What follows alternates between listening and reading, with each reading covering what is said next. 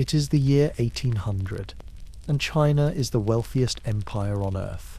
Nearly 1/3 of the world's goods are produced within its borders, from the tea that fills porcelain cups in London to the silk that rustles in drawing rooms across Europe. Foreign ships sail thousands of miles to reach Canton, the single port where outsiders are allowed to trade. They come heavy with silver, because China demands payment only in precious metal. Nothing else is wanted. Tea, silk, and porcelain flow outward. Silver flows inward, a glittering river pouring into the empire. The balance seems eternal, as steady as the tide. Yet beneath the surface, a tension stirs. Foreign merchants grow restless. Their governments grumble at the endless drain of silver. They need a way to turn the river back, to find a commodity China will accept. Rumors whisper of experiments, of traders searching for something darker than tea or silk. The wealth of nations hangs in the balance, and the first cracks in China's towering prosperity begin to form. You are standing on the quai in Canton as dawn rises. The Pearl River gleams like molten bronze under the first light. Boats bump against one another, wooden hulls creaking as if sighing from exhaustion. Dock workers shout, their voices carrying through the mist. You smell dried tea leaves, sharp and grassy, pouring from crates as they are hauled ashore. You smell salt spray and the faint tang of river mud. Your skin is damp with humidity. The air clings to you like another layer of clothing. Somewhere nearby, silver coins clatter into wooden chests.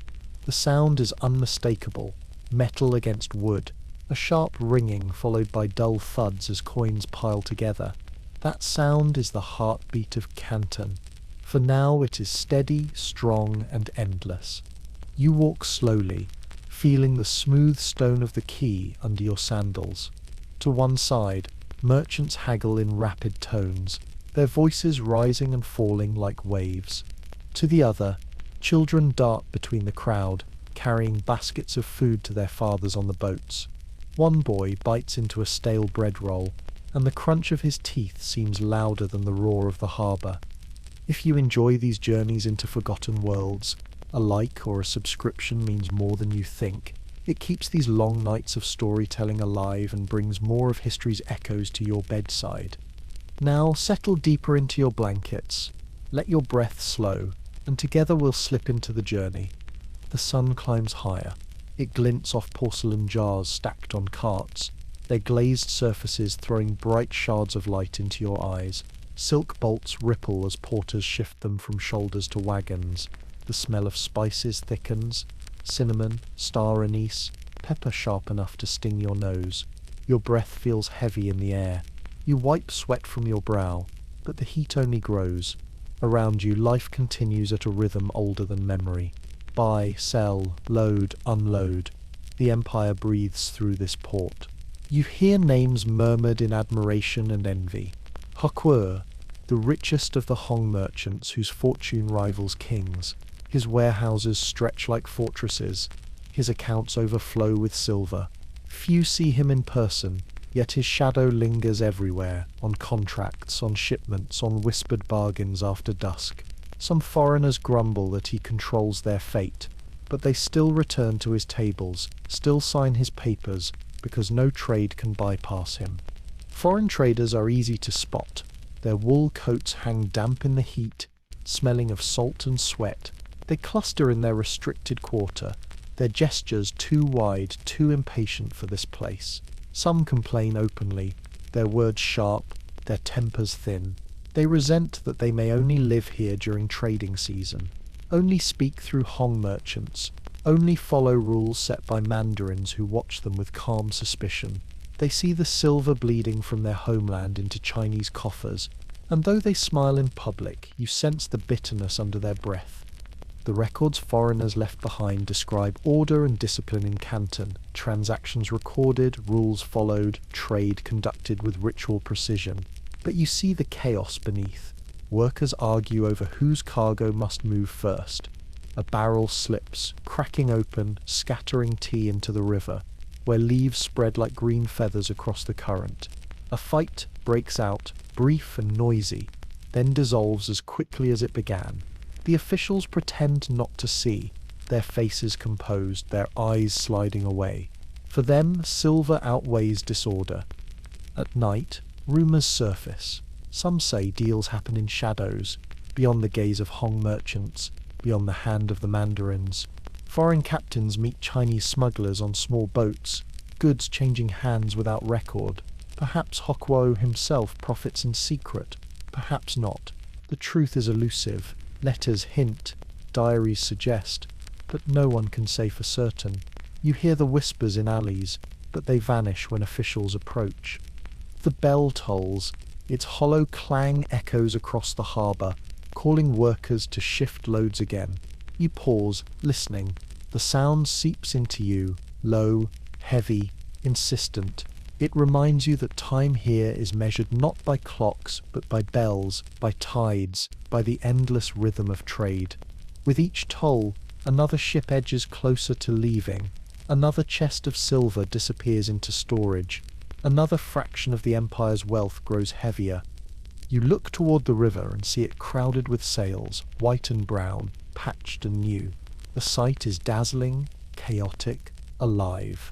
On one deck, sailors scrub with brushes, the wood bright with water. On another, barrels are lashed down, ropes tightening with sharp cracks. A dog barks, startled by the commotion. Birds wheel overhead, their wings flashing in sunlight. It seems eternal. It seems untouchable. Yet as the bell tolls again, you feel a ripple of unease. The silver river cannot flow forever. Somewhere beyond the horizon, men are searching for a way to turn it back, to crack the empire's armor. They will find it, though no one here yet believes. You take a breath, tasting salt and smoke, and let the thought linger how fragile even the strongest empires may be, when desire meets desperation. You linger near the crowded foreign factories, the narrow quarter where outsiders are permitted to live. Their walls rise high, plaster cracked from damp air, flags of distant nations fluttering faintly in the sluggish breeze. Within those walls, voices clash in languages you do not know, sharp syllables of English, the round vowels of Portuguese, the clipped tones of Dutch. They mingle with the smell of sweat-soaked wool and unfamiliar tobacco. These men have travelled halfway around the world, sailing months through storms and doldrums, all for the cargoes carried back in their holds: tea, silk, porcelain. In London and Boston, a single chest of tea fetches more than a sailor earns in a year. But here in Canton, foreigners are trapped by rules that feel like cages. They may not walk freely through the city. They may not bring their families. They may not speak directly to officials. All must pass through the Hong merchants, those guardians of China's interests. You see their frustration in restless pacing, in the way they grip their ledgers as if they might squeeze more profit from the numbers inked inside. They watch silver pour into the empire and feel the weight of loss on their homelands. One fact is undeniable: by the late 18th century, Britain alone was sending millions of silver dollars eastward each year, a drain that worried even Parliament. The empire that had grown rich on colonial plunder now felt itself impoverished in the face of China's refusal to buy anything in return. At dusk you catch the faint strains of song. A sailor hums a tune about home, his voice raw, uneven. Another slaps his knee in rhythm, though he is too tired to laugh. The foreigners miss bread that is soft, not dry, wine that is cheap, not rare, streets that are familiar, not watched by silent guards. Their hunger is not only for food or comfort, it is hunger for power, for a reversal of fortune. In the courtyard of one factory, merchants argue. Their voices rise through open shutters. You cannot make out every word, but you catch fragments: imbalance, drain, ruin. The debate is fierce, their faces flushed with wine and anger. Some propose new markets, others schemes to cheat the Hong merchants. Someone mentions opium quietly, almost like a curse. You see heads turn, glances exchanged, silence spreading until the subject shifts. Yet the word lingers in the air, sour as smoke. Records suggest that even before the 19th century, small amounts of opium were smuggled into China from India. At first, it was a luxury indulgence, used in medicine or by the wealthy and private. But what was once a curiosity could become a flood. Letters hint that foreign traders were already calculating profits, already imagining silver flowing back into their coffers. Was it desperation or cold strategy that pushed them toward the plan? Historians debate. Some blame greedy individuals. Others argue entire governments looked away, content to let merchants find the solution to their silver crisis. You walk through the narrow alleys of the factories at night. Lanterns glow, casting wavering pools of yellow light. The air is heavy with the smell of smoke. Pipes burning strange mixtures, not always tobacco. A shadowed figure coughs, a deep rattling sound, and wipes his mouth with a sleeve. Somewhere beyond the wall, the city breathes differently, but here the atmosphere is thick, restless, charged. In the silence, after the arguing voices fade, you hear the scratching of pens. Foreigners sit at their desks, writing letters to London, to Boston, to Calcutta. Their words travel across oceans, pleas for new policies, reports of losses, subtle hints of possible solutions. Paper rustles, wax seals press, ink dries. You feel the weight of those letters, the way they carry not only words but intentions that will shape the fate of millions. The hunger sharpens into calculation. In dimly lit rooms, maps are unrolled, lines traced from Indian coasts to Chinese harbours. Fingers tap routes across the Bay of Bengal, around Malacca, up the South China Sea. The foreign merchants know they cannot break China's restrictions openly, but they whisper of ways around them. Offshore anchorages, small fast ships, local middlemen. Each whisper grows bolder as the need becomes more urgent. A quirky detail catches your attention. One factory kitchen has begun to bake small loaves of bread for the foreign residents, using local flour and makeshift ovens. The smell drifts out, yeasty and warm, so different from rice steamed in bamboo baskets. The sailors devour it greedily, eyes closing with pleasure at the familiar taste. Yet even as they chew, they mutter about silver, about losses, about what they will carry back. Comfort feeds the body, but not the fear gnawing at their ledgers. You notice how the locals view them, half curiosity, half disdain. Children point at their pale faces. Women glance quickly and then look away. Guards watch with narrowed eyes.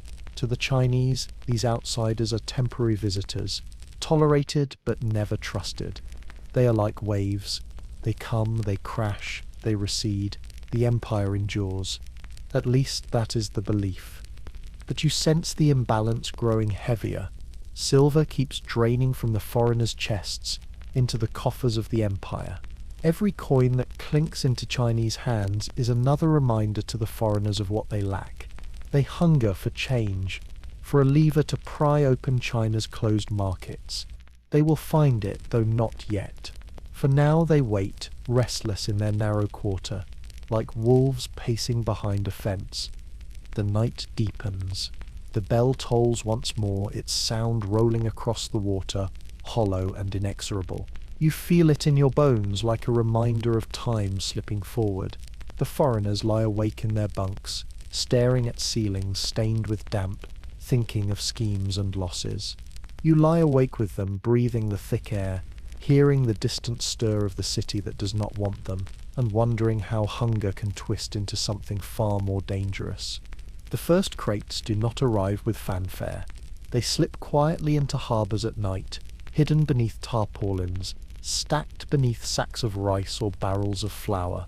A boat rocks gently on dark water, the only light the flicker of a lantern shielded by a sailor's hand. The smell of the Pearl River at night is thick, muddy, briny, carrying the faint stench of fish drying on unseen racks. And beneath it now, sharper, almost sickly sweet, drifts the odour of raw opium. You crouch on the deck of a small vessel, feeling the boards damp beneath your palms. Men around you whisper in broken Chinese, in rough English, in gestures half understood. They hoist wooden chests, each no larger than a trunk, each heavy with resin wrapped in waxed paper. The crates groan as they shift, the sound masked by the lap of water. When one thuds onto the deck beside you, dust rises from its seams, an earthy, bitter tang that stings the back of your throat.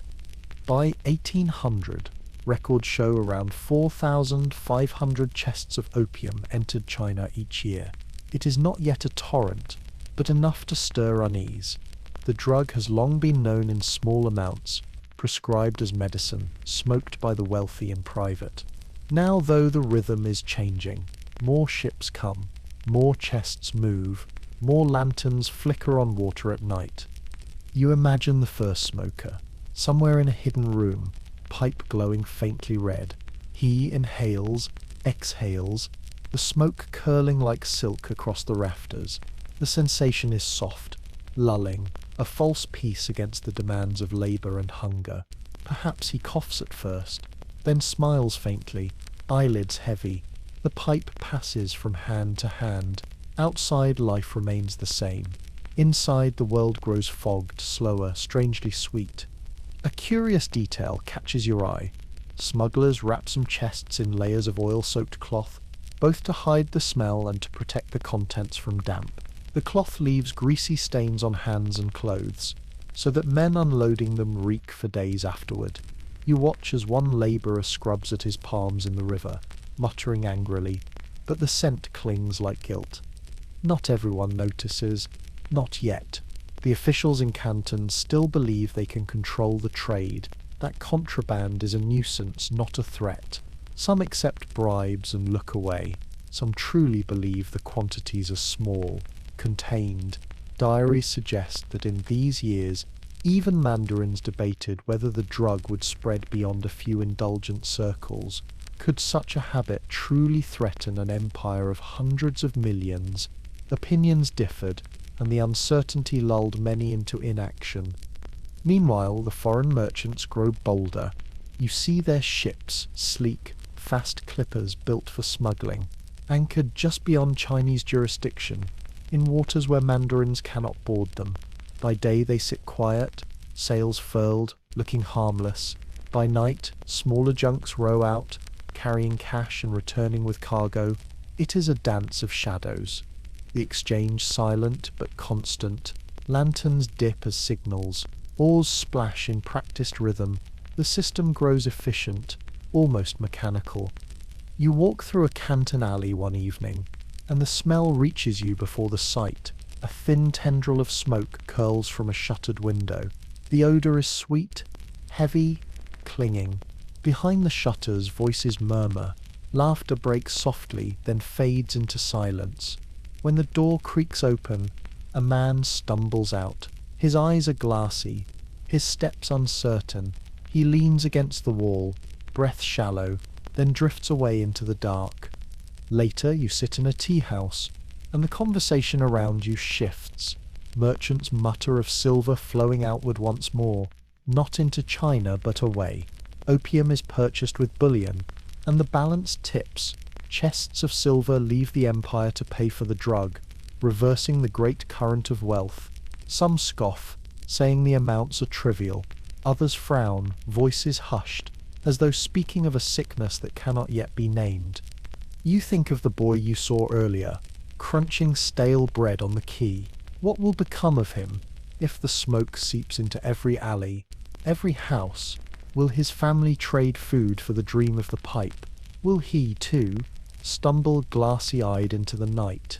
These questions linger, though no one wants to answer them. The bell tolls again across the harbour. Its deep note rolls through the humid air, steady, almost indifferent. You pause in your step, listening. The sound feels heavier now, as though it carries a warning. Each toll seems to mark not just the passing of hours, but the slow seep of poison into the empire's veins. Foreign records describe this period with cold precision. So many chests landed, so much profit earned. But what they do not capture is the silence afterward, the way families whisper about lost sons, the way smoke clings to walls long after pipes are extinguished.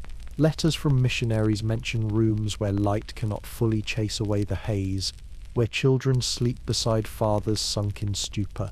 Some doubt the scale of these early accounts. Was addiction truly spreading so fast? The debate remains.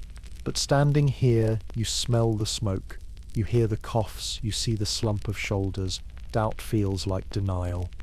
The hunger of the foreigners begins to find its answer. Where once they cursed the imbalance, now they count profits. Their ledgers, once heavy with loss, grow fat again. Each chest sold is another victory, another turning of the river. You sense their satisfaction, even triumph, though it is bought with shadows that deepen around you. The night closes in. On the river, lanterns glow like fireflies, bobbing with the movement of small boats. Smugglers laugh softly as they pass silver back and forth, their voices carried by the breeze. The crates vanish into the city, one by one, unseen but unstoppable. You stand at the water's edge, watching. The Pearl River laps at your feet, its surface reflecting broken strands of light. It is still the artery of an empire, but now beneath its shimmer another current flows, dark, bitter, sweet. You breathe in, and the air feels thicker. The scent of smoke lingers in your nose, your throat, your chest. You exhale slowly, but it does not leave you. Somewhere a bell tolls again, and this time the sound does not feel indifferent. It feels like a warning no one will heed until it is too late. The room is small, walls the colour of ash, shutters half closed against the night. You step inside and the air strikes you like a physical force. It is heavy, cloying, dense with smoke that clings to your skin and fills your lungs before you can take a full breath. A pipe glows faintly in the corner, its ember pulsing with every inhale, fading with every exhale. The rhythm is slow, hypnotic, like a heartbeat slipping into sleep. You crouch low, eyes adjusting to the gloom. A man lies sprawled on a mat, his limbs loose, his head tilted back. His mouth opens slightly with each breath. The smoke curls upward from his lips, a twisting ribbon that blends with the haze already saturating the rafters. Beside him, another man shifts, preparing his pipe with fingers stained dark from resin. He dips a tiny tool into a ball of brownish paste, then heats it gently over a flame until it bubbles. The smell sharpens, sweet, bitter, medicinal. He rolls it into the bowl of the pipe, then inhales, cheeks hollowing, eyes fluttering shut. This is not medicine. Not anymore. By the early decades of the 19th century, opium has moved from physician's kit to pastime, from tonic to escape. Records estimate that by the 1830s, some 2 million Chinese were habitual users, though the true figure is uncertain. Guesses ranging from far fewer to many more. The numbers blur, but the sight before you is undeniable, one body after another sinking into smoke, one breath at a time. A sound interrupts the thin cough of a child. You turn and see a boy crouched by the wall, perhaps 10 years old, his arms wrapped around his knees. His eyes are wide, reflecting the embers' glow.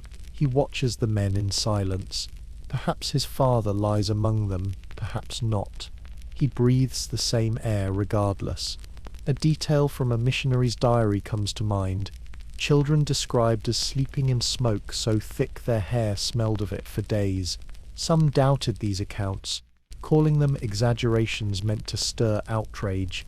But as you watch the boy rub his eyes, as you see the haze drifting toward him, you feel how easily fact and suffering could merge. The room itself tells a story. Mats fraying at the edges, low stools worn smooth by countless elbows, a jar of water in the corner, cloudy, half empty, and always the pipes, long, thin stems of bamboo, bowls blackened with use, tools scattered like surgical instruments on the floor. A quirky detail catches your attention. The addicts use small lamps fueled with sesame oil to heat the opium, their wicks giving off a faint nutty scent beneath the harsher smoke. It is a strange combination, almost pleasant at first, until the bitterness overwhelms it. One man stirs, eyes half open, and mutters something incoherent. His words are swallowed by the haze. He tries to rise, but his limbs fail him. Instead, he slumps back, a soft thud against the mat. Another exhales a long plume of smoke and begins to hum tunelessly. The sound drifts, mournful, like a lullaby with no words. You imagine the contrast outside. Canton bustles, silver clinks, tea chests shift, bells toll. Inside, time dissolves, hours lose their edges, hunger fades, thirst dulls, pain softens into fog. For the addict, the world narrows to a glowing ember, to the rush of smoke filling the lungs, to the momentary peace that follows. For the empire, the cost grows unseen, measured not only in silver, but in bodies too weary to labour, too numb to resist. Debates persist. Some scholars argue that early addiction was confined mostly to elites and merchants, a luxury vice more than a mass affliction. Others claim it spread rapidly across classes, reaching farmers, soldiers, servants. You look at the men sprawled here, clothes patched, hands calloused, bodies lean. These are not nobles. They are ordinary men drawn by relief stronger than the weight of stigma. The uncertainty of numbers does not soften the reality of their slumbering forms. You shift closer and feel the texture of the mat beneath your palm, rough against your skin. The air makes your eyes sting, your throat dry. You swallow, but the bitterness remains. Someone laughs suddenly, a short, broken sound, then falls silent again. The ember flares and fades. The bell outside tolls faintly, its echo slipping through the shutters. No one stirs. The addicts lie motionless, hearing nothing beyond the smoke.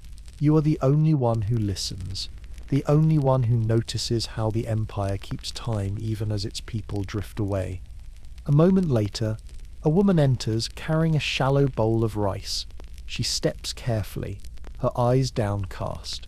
She sets the bowl beside one man, nudges his shoulder gently. He does not move. She waits, then sighs, then eats the rice herself in quiet bites. Her face is lined with fatigue.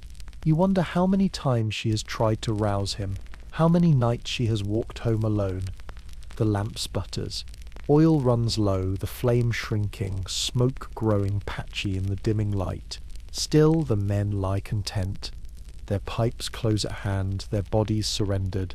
You feel the weight of the air pressing down, the silence punctuated only by shallow breaths and the faint crackle of burning resin. Outside, voices stir, children laughing, merchants shouting, river water splashing against the hulls of boats. Life continues. But here in this room, the world feels smaller, slower, hollow. You realize this is only one room among thousands, one ember among countless others. Multiply the haze, the stillness, the silence, and you begin to sense the scale of the shadow creeping across the empire. You step back toward the door.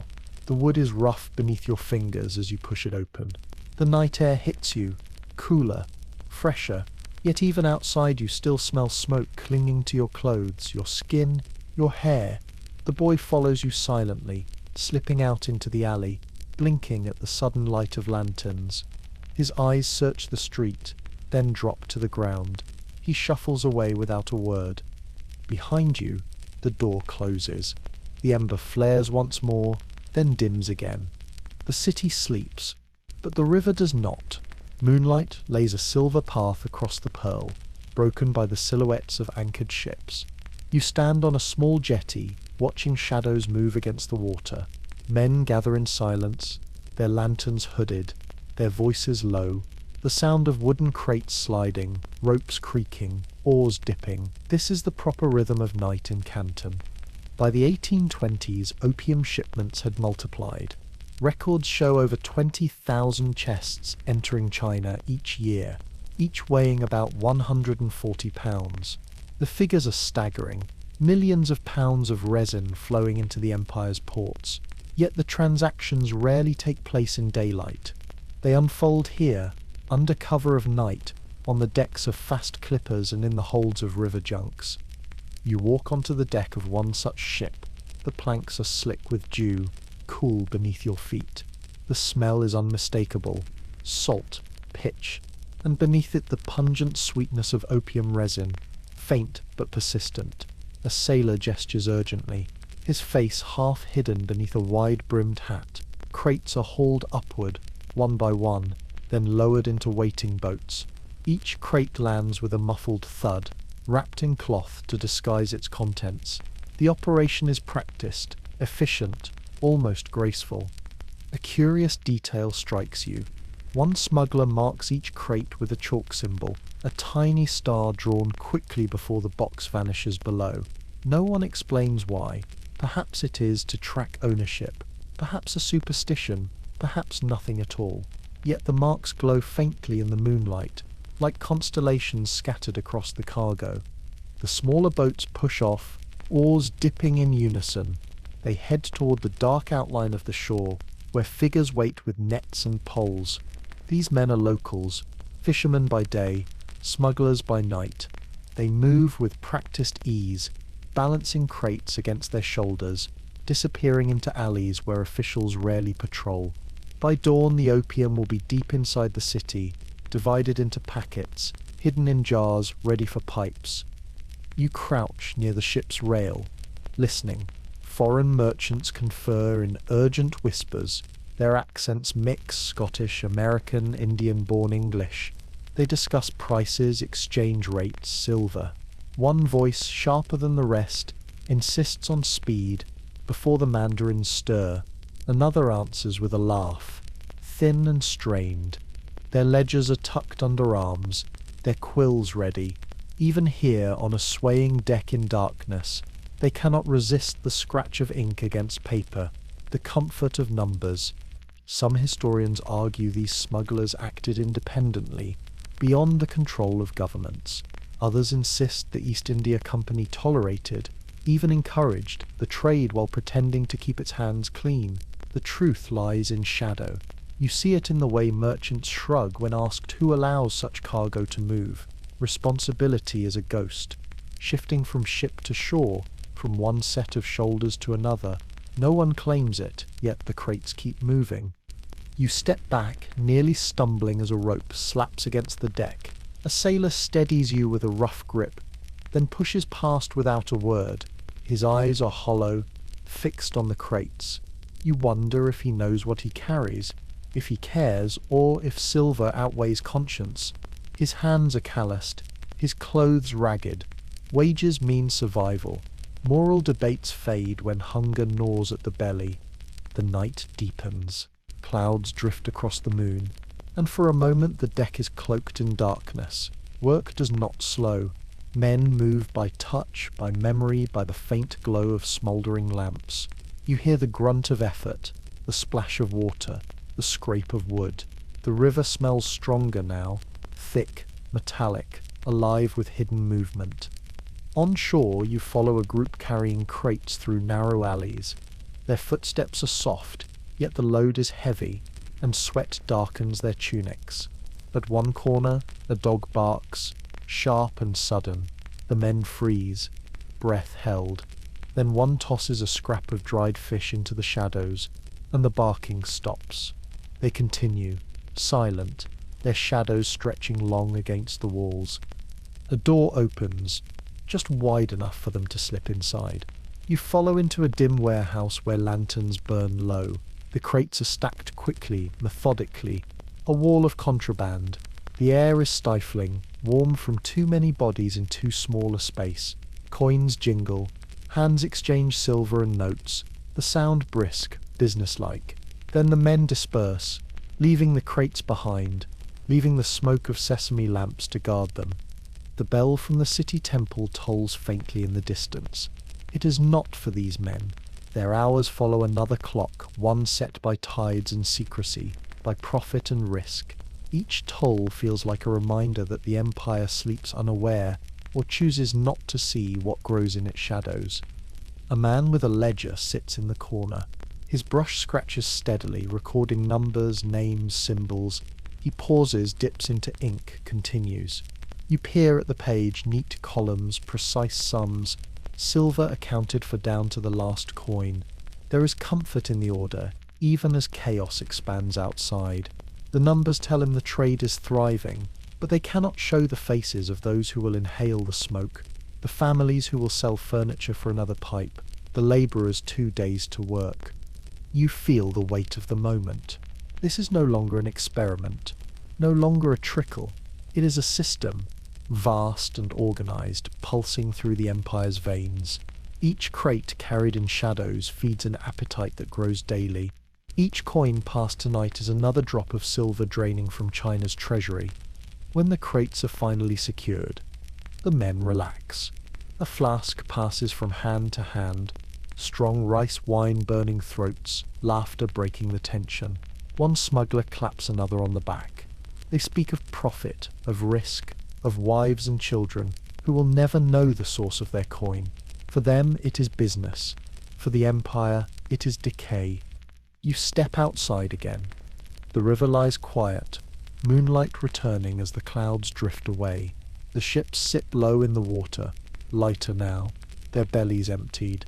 The smaller boats vanish into darkness, oars leaving only faint ripples. Canton sleeps, unaware of the cargo just delivered, unaware of the tide turning. You breathe in the cool night air, but the smell of opium clings still, sweet, bitter, inescapable. It hangs in your clothes, your hair, your skin. You wonder if the empire itself can ever rid itself of the same clinging haze. The bell tolls once more. This time the sound feels heavier, echoing across the water, marking not only the passage of time but the deepening of shadow. The sound of coins has changed. Once you heard it constantly, silver dollars clinking in the hands of merchants, pouring into chests, ringing against scales. The rhythm was steady, almost reassuring, the soundtrack of Canton's wealth. Now the sound comes less often, and when it does, it carries unease. Coins are counted more carefully, weighed more often, held longer in the palm before being released. You walk through the marketplace at midday, the air heavy with heat, and the sharp scent of dried fish. Stalls that once overflowed with silver now accept copper, or even barter. A woman offers a handful of rice in exchange for cloth. A man presses brass coins into a seller's hand, muttering apologies. The seller frowns, but accepts. Silver has become scarce, and with scarcity comes fear. By the late 1830s, reports confirm China's silver reserves were draining rapidly. Each chest of opium sold required payment in bullion, reversing the flow that had enriched the empire for centuries. Scholars note that between 1828 and 1836, the outflow of silver doubled. The empire, long secure in its abundance, now felt its foundation shifting. Officials grew alarmed. Farmers felt the pinch. Households clutched their dwindling coins. You pass a money changer's stall. His scales rest on the table, brass pans polished by years of use. Today he frowns deeply, adjusting weights again and again. The coins are fewer, their shine dulled by constant handling. He sighs, rubs his temples, then shouts at a boy to fetch more copper. The boy runs off, sandals slapping against the dust. The changer watches him go, eyes full of worry. A quirky detail catches your eye. Some merchants now bore tiny holes through silver coins, stringing them together with twine. They wear the strands like necklaces, both to keep them safe and to display that they still have wealth. You see one man clutching such a necklace tightly, his knuckles white, as if afraid the silver will vanish before nightfall. In government offices, mandarins argue. You stand among them, the walls hung with scrolls of calligraphy, the air thick with incense. One official slams his hand on the table, demanding stricter bans on opium. Another shakes his head, insisting enforcement is impossible, that smuggling seeps through every crack. Their voices rise, overlapping, the debate more desperate with each word. Records suggest such arguments filled the court in Beijing as well, ministers divided between moral outrage and weary resignation. Some historians question how aware the common people were of these grand financial currents. Did a farmer in Sichuan or a weaver in Hunan truly feel the outflow of silver, or was it a distant problem, discussed only in coastal cities and imperial halls? The answer is unclear. But in Canton, where you walk, The effects are visible, prices climbing, markets tense, silver coins treated like relics rather than currency.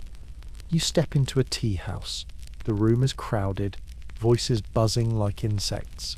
Men lean close over cups, their whispers sharp. You hear complaints of taxes rising, wages stagnant, debts deepening.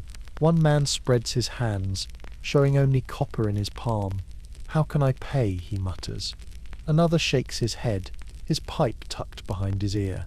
"The silver goes where the smoke goes," he says, and his words draw uneasy laughter. At the corner table, a young scholar writes furiously. His brush moves quick across the page, strokes dark and bold. He is drafting a petition urging officials to act, to defend the empire's wealth, to protect its people. You glance over his shoulder and catch a line. "When silver bleeds, the body of the state grows weak." His hand trembles as he writes, as if fear itself drives the ink. Outside, you meet a labourer carrying firewood. His load is heavy, his steps slow. He stops to wipe sweat from his brow, then mutters that his wages buy less each week. His eyes are tired, his voice flat. Inflation, you realize, is not an abstract concept here. It is his aching back, his empty bowl, his children going to bed hungry. The bell tolls in the distance, marking the hour. The sound echoes strangely, as though thinner, hollower than before. You wonder if the bell itself feels the loss, if its bronze frame carries the vibration of scarcity. The city continues to move, yet beneath its surface you feel the drain, steady and relentless. At night you sit by the river. The moon glints on water, but the reflections seem dimmer. Foreign ships lie at anchor, their holds fat with silver paid for opium. You imagine the coins stacked inside, gleaming in lantern light, guarded by sailors with weary eyes. For them, it is victory. For China, it is erosion. A fisherman passes, his net empty. He mutters about poor catches, about prices too high for rice. He spits into the river, shaking his head. His frustration is not just with the sea, but with the system that seems to betray him. You hear his words fade into the night, mingling with the lap of waves.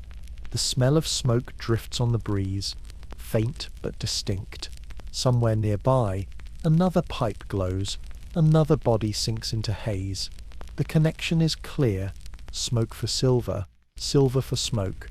The cycle feeds itself, endless, ravenous. Some officials try to ignore it, claiming the crisis exaggerated. Others demand urgent action. Letters preserved from the time show a split, some insisting the empire could endure, others warning of collapse. History debates which view was closer to truth, but here, in the marketplace, in the tea house, on the riverbank, you feel the answer in the hollow weight of your empty purse. You rise, brushing dust from your clothes. The night is cooler now, the stars sharp above, yet the air carries unease, heavy as the loss of coins from your palm. You hear the bell toll again, its voice steady, indifferent, as if counting not hours but coins, each note another piece of silver slipping away. You close your eyes. You imagine the river not of water but of metal, gleaming and flowing outward, draining into foreign holds. Once the empire basked in its abundance. Now it bleeds, drop by drop, chest by chest, until even the strongest walls seem fragile. You stand in a hall of red pillars and lacquered beams, the air thick with incense that curls upward in slow, deliberate spirals. The sound of rustling silk fills the chamber as mandarins take their seats, their robes embroidered with cranes, tigers, and dragons depending on rank. Their faces are stern, but their eyes flicker with unease. Outside these walls, silver drains away, pipes glow in hidden rooms, and merchants whisper in shadows. Inside, the empire debates its response. An official rises, his voice steady, carrying across the hall. He insists the ban on opium must be enforced with iron severity. He speaks of the people's health, of the empire's dignity, of the duty to resist foreign poison. His words echo against the pillars, sharp as the clang of a gong. Others nod, their fans moving briskly in agreement. The record is clear by 1799. The Qing dynasty had already declared opium illegal, yet enforcement is patchy, uneven, riddled with corruption. This man demands action, real action, not words on paper. Another rises, his tone softer but no less urgent. He argues that prohibition fuels smuggling, that the harder the ban, the higher the profits for those who defy it. Better, he suggests, to regulate, to tax, to control what cannot be eliminated. His fan flicks open with a snap, a gesture both elegant and defiant. Murmurs ripple through the hall. Some mandarins frown deeply. Others glance sideways, weighing the danger of agreement. A quirky detail catches your attention. As the debate grows heated, one scribe's brush trembles. A blot of ink splashes onto the parchment, spreading slowly like a stain of smoke.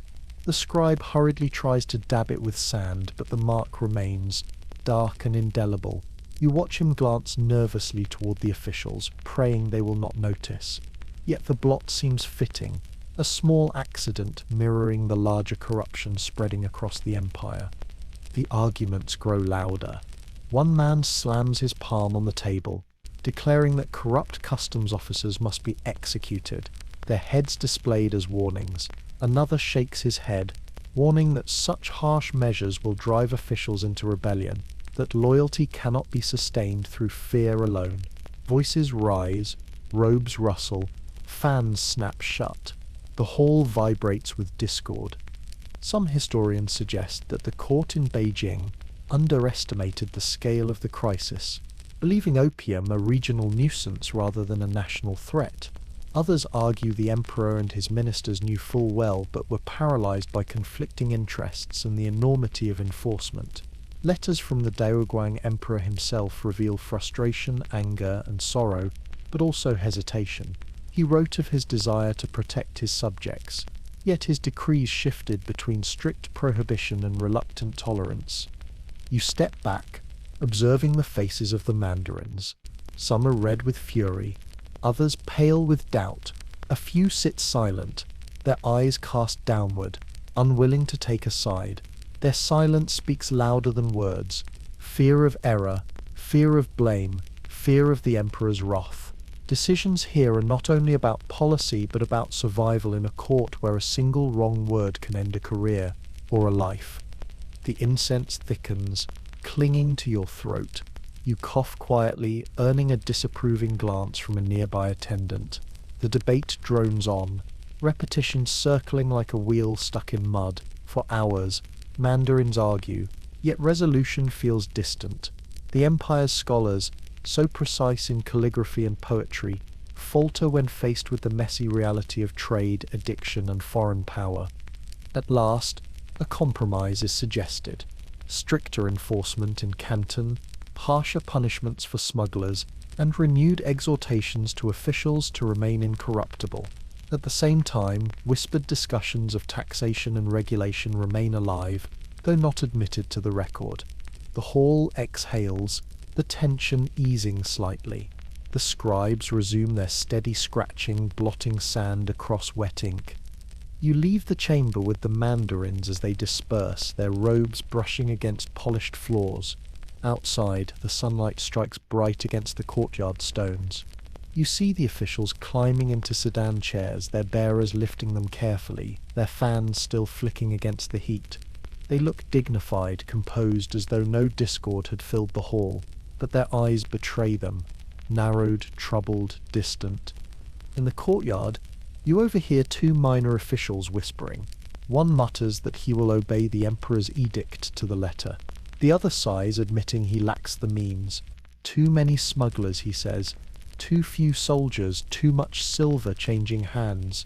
His shoulders slump as he walks away, his fan drooping like a wilted leaf. That night, you sit in a small inn, listening to the conversations of travellers. Merchants laugh about bribes paid, soldiers complain of inadequate rations, scholars recite verses about decay.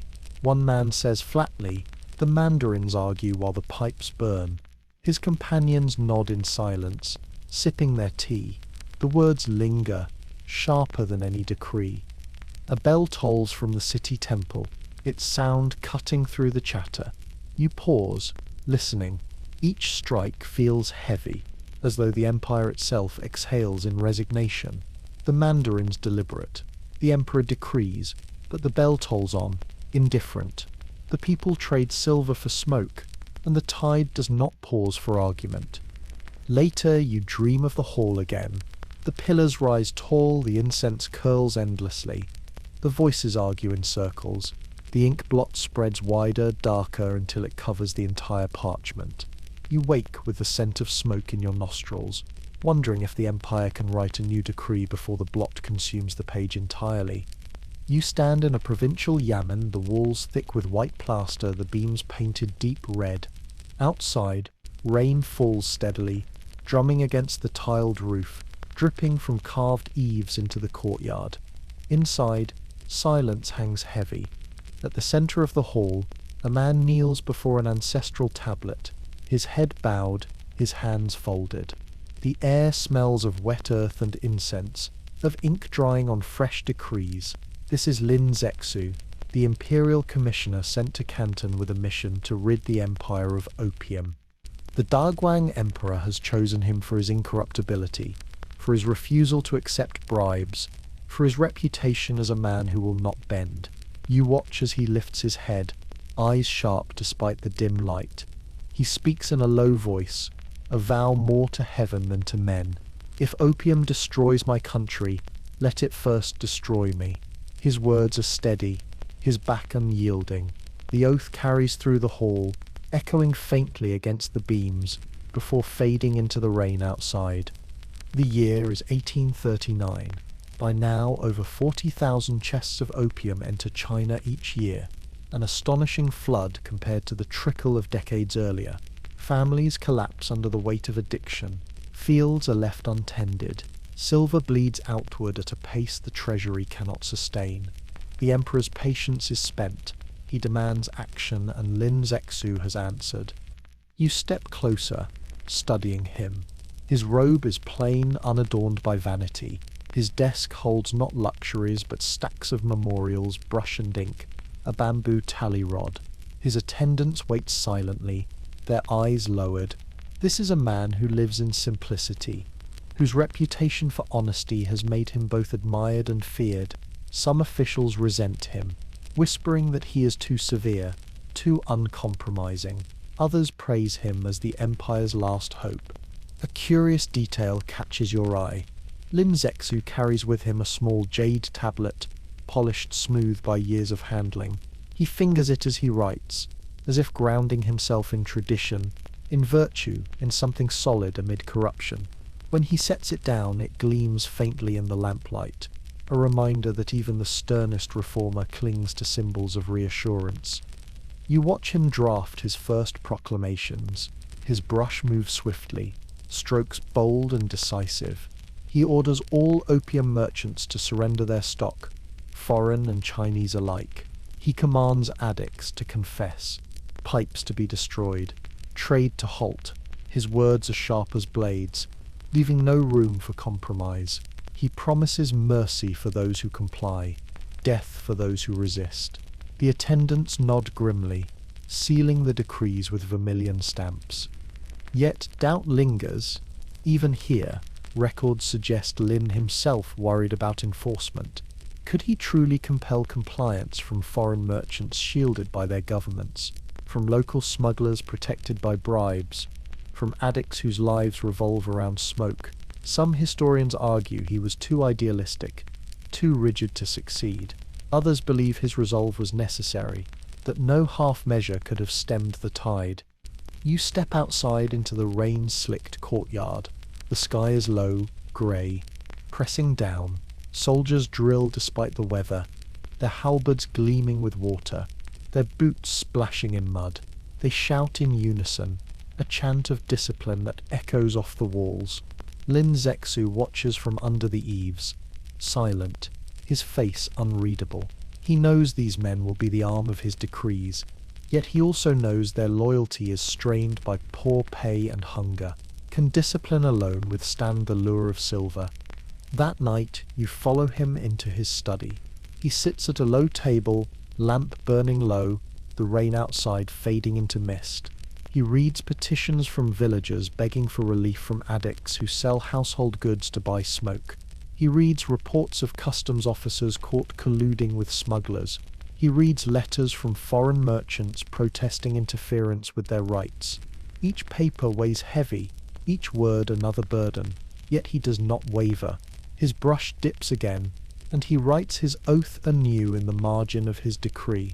Heaven sees my heart. A servant brings a bowl of plain rice and pickled vegetables. Lin eats slowly, deliberately, as though even in hunger he practices restraint. You share the meal, tasting the sour tang of pickles, the bland comfort of rice.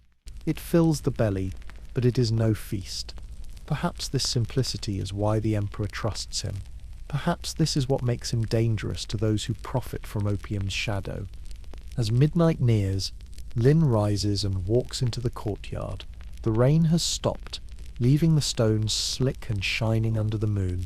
He clasps his hands behind his back, looking upward. The stars glimmer faintly through drifting clouds. He breathes deeply, his chest rising and falling with measured calm. Then he speaks again, voice low but firm. If the empire falls, let me fall first. The words vanish into the night, but you hear them as if carved into stone. Somewhere beyond the walls, a bell tolls. Its sound is heavy, slow, resonant. Lin Zexu listens, then turns back inside, his robe whispering against the wet stones. He does not smile, does not sigh. He only returns to his desk, to his brush, to his endless work. The oath is not for show. It is a burden he places upon himself, one that will guide his every step in the days to come. The empire has asked him to be its shield, and he has answered without hesitation. Yet you cannot shake the thought. Even the strongest shield can shatter under enough blows. You close your eyes and see the image of his hand upon the jade tablet, his brush striking the page, his eyes fixed on a future he refuses to surrender. The oath lingers, not just in the hall but in your chest, a weight heavy as the loss of silver, sharp as the smoke that seeps through every shutter. The heat presses down like a heavy hand. It is June of 1839, and the Pearl River near Human is thick with the smell of salt, mud, and sweat. You stand on the vast sands of the riverbank, surrounded by rows upon rows of wooden chests, 20,283 of them, stacked like a fortress of contraband. They stretch farther than your eyes can follow, an ocean of forbidden cargo captured under Line Zexu's orders. The sun burns above, and the air trembles with anticipation. Soldiers line the shore, spears glinting, armor plates clinking with every shift of stance.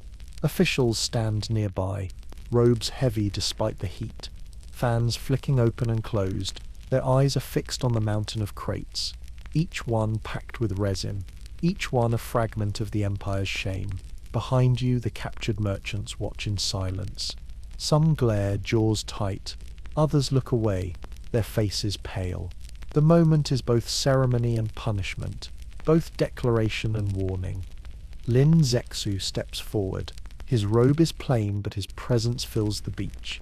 He raises his hand and the murmurs fall silent. His voice carries steady across the sand. The poison that has weakened the empire will be destroyed. Every chest, every grain. His words are not only law but ritual, an offering to heaven itself. The work begins. Soldiers pry open crates with iron tools, the wood splintering under each strike. The lids fall away, revealing packages wrapped in oilcloth, dark resin pressed tight within. The smell sharpens instantly, sweet, acrid, bitter enough to sting your nose and throat. Workers stagger from the scent, covering their mouths with cloths. One coughs violently, spitting into the sand. Still, they continue. They carry the resin to trenches dug in the sand, pits lined with stone and bamboo. Seawater is hauled in buckets, sloshing over bare feet, mixing with lime and salt. The resin dissolves slowly, bubbling, turning the pits into foul black pools. The stench rises, spreading across the beach like smoke without fire. You gag, the taste of bitterness coating your tongue. A curious detail catches your eye. Some workers smear vinegar beneath their noses to dull the smell. They carry small gourds of it, dabbing with fingers before returning to their labour. The sharp tang cuts the bitterness just enough to breathe. You copy them, and the sting of vinegar mixes strangely with the opium's sickly sweetness. For 23 days, the destruction continues. Morning to night, soldiers and labourers break open crates, haul bundles, dissolve them in brine. The beach becomes a factory of eradication, its rhythm as steady as the tide. Bells toll each morning to begin the work, and again at night to mark its end. By the second week, the sand is dark with residue, the pits overflowing with sludge. The river itself carries streaks of black, water fouled with remnants of smoke that will never be inhaled. You watch men labour until their hands blister, until their arms shake with exhaustion, yet their resolve holds. This is no ordinary task. It is a ritual of cleansing, a statement to the empire and the world. Lin Zexu oversees tirelessly, his eyes sharp, his voice unyielding. When fatigue slows the workers, he speaks of duty, of honour, of saving the people from ruin. His words lift them, and they continue. Foreign merchants rage in their quarters. Some records describe letters filled with fury, demanding restitution for their losses. Others claim they quietly accepted the destruction as inevitable, calculating how soon new shipments could replace what was lost. Historians debate the exact tone of these reactions, whether outrage or resignation dominated. But the fact remains, a fortune had been washed into the sea, and the world would not forget. On the 13th day, rain falls hard, drumming against the pits, turning the sludge into rivers of black that stream into the Pearl. The smell intensifies, filling every breath. You stand under a bamboo awning, water dripping steadily onto your shoulders, watching as men slog through mud, their robes plastered to their skin. Lightning flashes, thunder rolls, yet the work does not stop. Crates continue to break, resin continues to dissolve, the vow of destruction unbroken. At night, the beach glows faintly under the moon. The pits shimmer like dark mirrors, their surfaces rippling with the movement of water and waste. Frogs croak, insects buzz, the sounds of life returning even as poison is erased. You walk among the soldiers as they rest, their bodies sprawled on mats, their breaths heavy with fatigue. The air still reeks, clinging to hair and clothes, impossible to escape. You wonder if the scent will ever leave. A debate lingers in your mind. Some later critics argued the destruction was wasteful, that Lin should have sold the opium to foreigners outside the empire and turned profit for China. Others say such compromise would have betrayed his oath, that only total eradication could strike fear into smugglers and restore dignity. You watch the sludge swirl in the pits, and the question feels endless: purity or pragmatism, principle or survival. By the 23rd day, the last chest splinters open. The final resin dissolves into foul water. The final fumes sting your throat. Soldiers cheer weakly, exhaustion dulling their voices. Lin Zexu raises his hands, and the cheer fades into silence. He bows toward the river, toward heaven, toward the empire. The vow is fulfilled. The poison has been destroyed. The beach lies scarred, trenches deep, sand blackened, air heavy. Yet there is also a strange calm, a sense of cleansing after storm. You breathe deeply, though the stench remains, and feel the weight of history in your lungs. For a moment it seems the tide has turned, that the empire has struck a decisive blow. But the river flows onward, carrying traces of black into the sea, carrying whispers to foreign shores. The destruction at Human is both an end and a beginning, both triumph and provocation. You sense it in the silence after the cheers, in the wary glances of officials, in the restless shifting of soldiers. Something larger has been set in motion, something that will not be stopped by trenches and brine. The bell tolls from the city, its deep note rolling over the river. You stand on the sand, the pits steaming at your feet. the sound echoing in your chest. Each strike feels like a question. What comes after the cleansing? What price will the Empire pay for this act of defiance? You look once more at Lin Zexu, his face stern, his eyes unwavering. He has kept his oath, destroyed the poison, defended the Empire, yet even he cannot silence the river's whisper, the promise that this moment will summon storms beyond the horizon. You sit at a wooden desk lit by a narrow beam of sunlight. Before you lies a scroll freshly brushed by Lin Zexu's hand. His calligraphy flows bold and deliberate, the ink still faintly glistening. The letter is not addressed to a local merchant or a fellow official, but to a monarch across the sea, Queen Victoria of Britain. The words are both plea and rebuke, a cry for morality wrapped in formality. He asks why her nation, famed for virtue and law, would poison another for profit. He demands she halt the opium trade, not only for China's sake, but for heaven's judgment. Attendants roll the scroll with care, wrapping it in silk, sealing it with red wax. It feels weighty, as though more than words rest inside. This message is a bridge across oceans, an appeal to conscience as much as to power. Couriers prepare it for the long journey west, through storms and heat, past pirates and borders, bound for a woman who has never seen the Pearl River or smelled its haze of smoke. You travel in imagination with the letter, riding in the hold of a ship across the Bay of Bengal, the Indian Ocean, the Cape of Good Hope.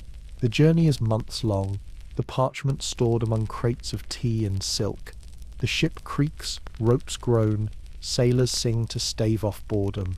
The letter waits in silence, a sliver of inked resolve carried toward an uncertain audience. By the time it reaches London, months have passed. The city is damp, the Thames thick with the odour of coal smoke and sewage.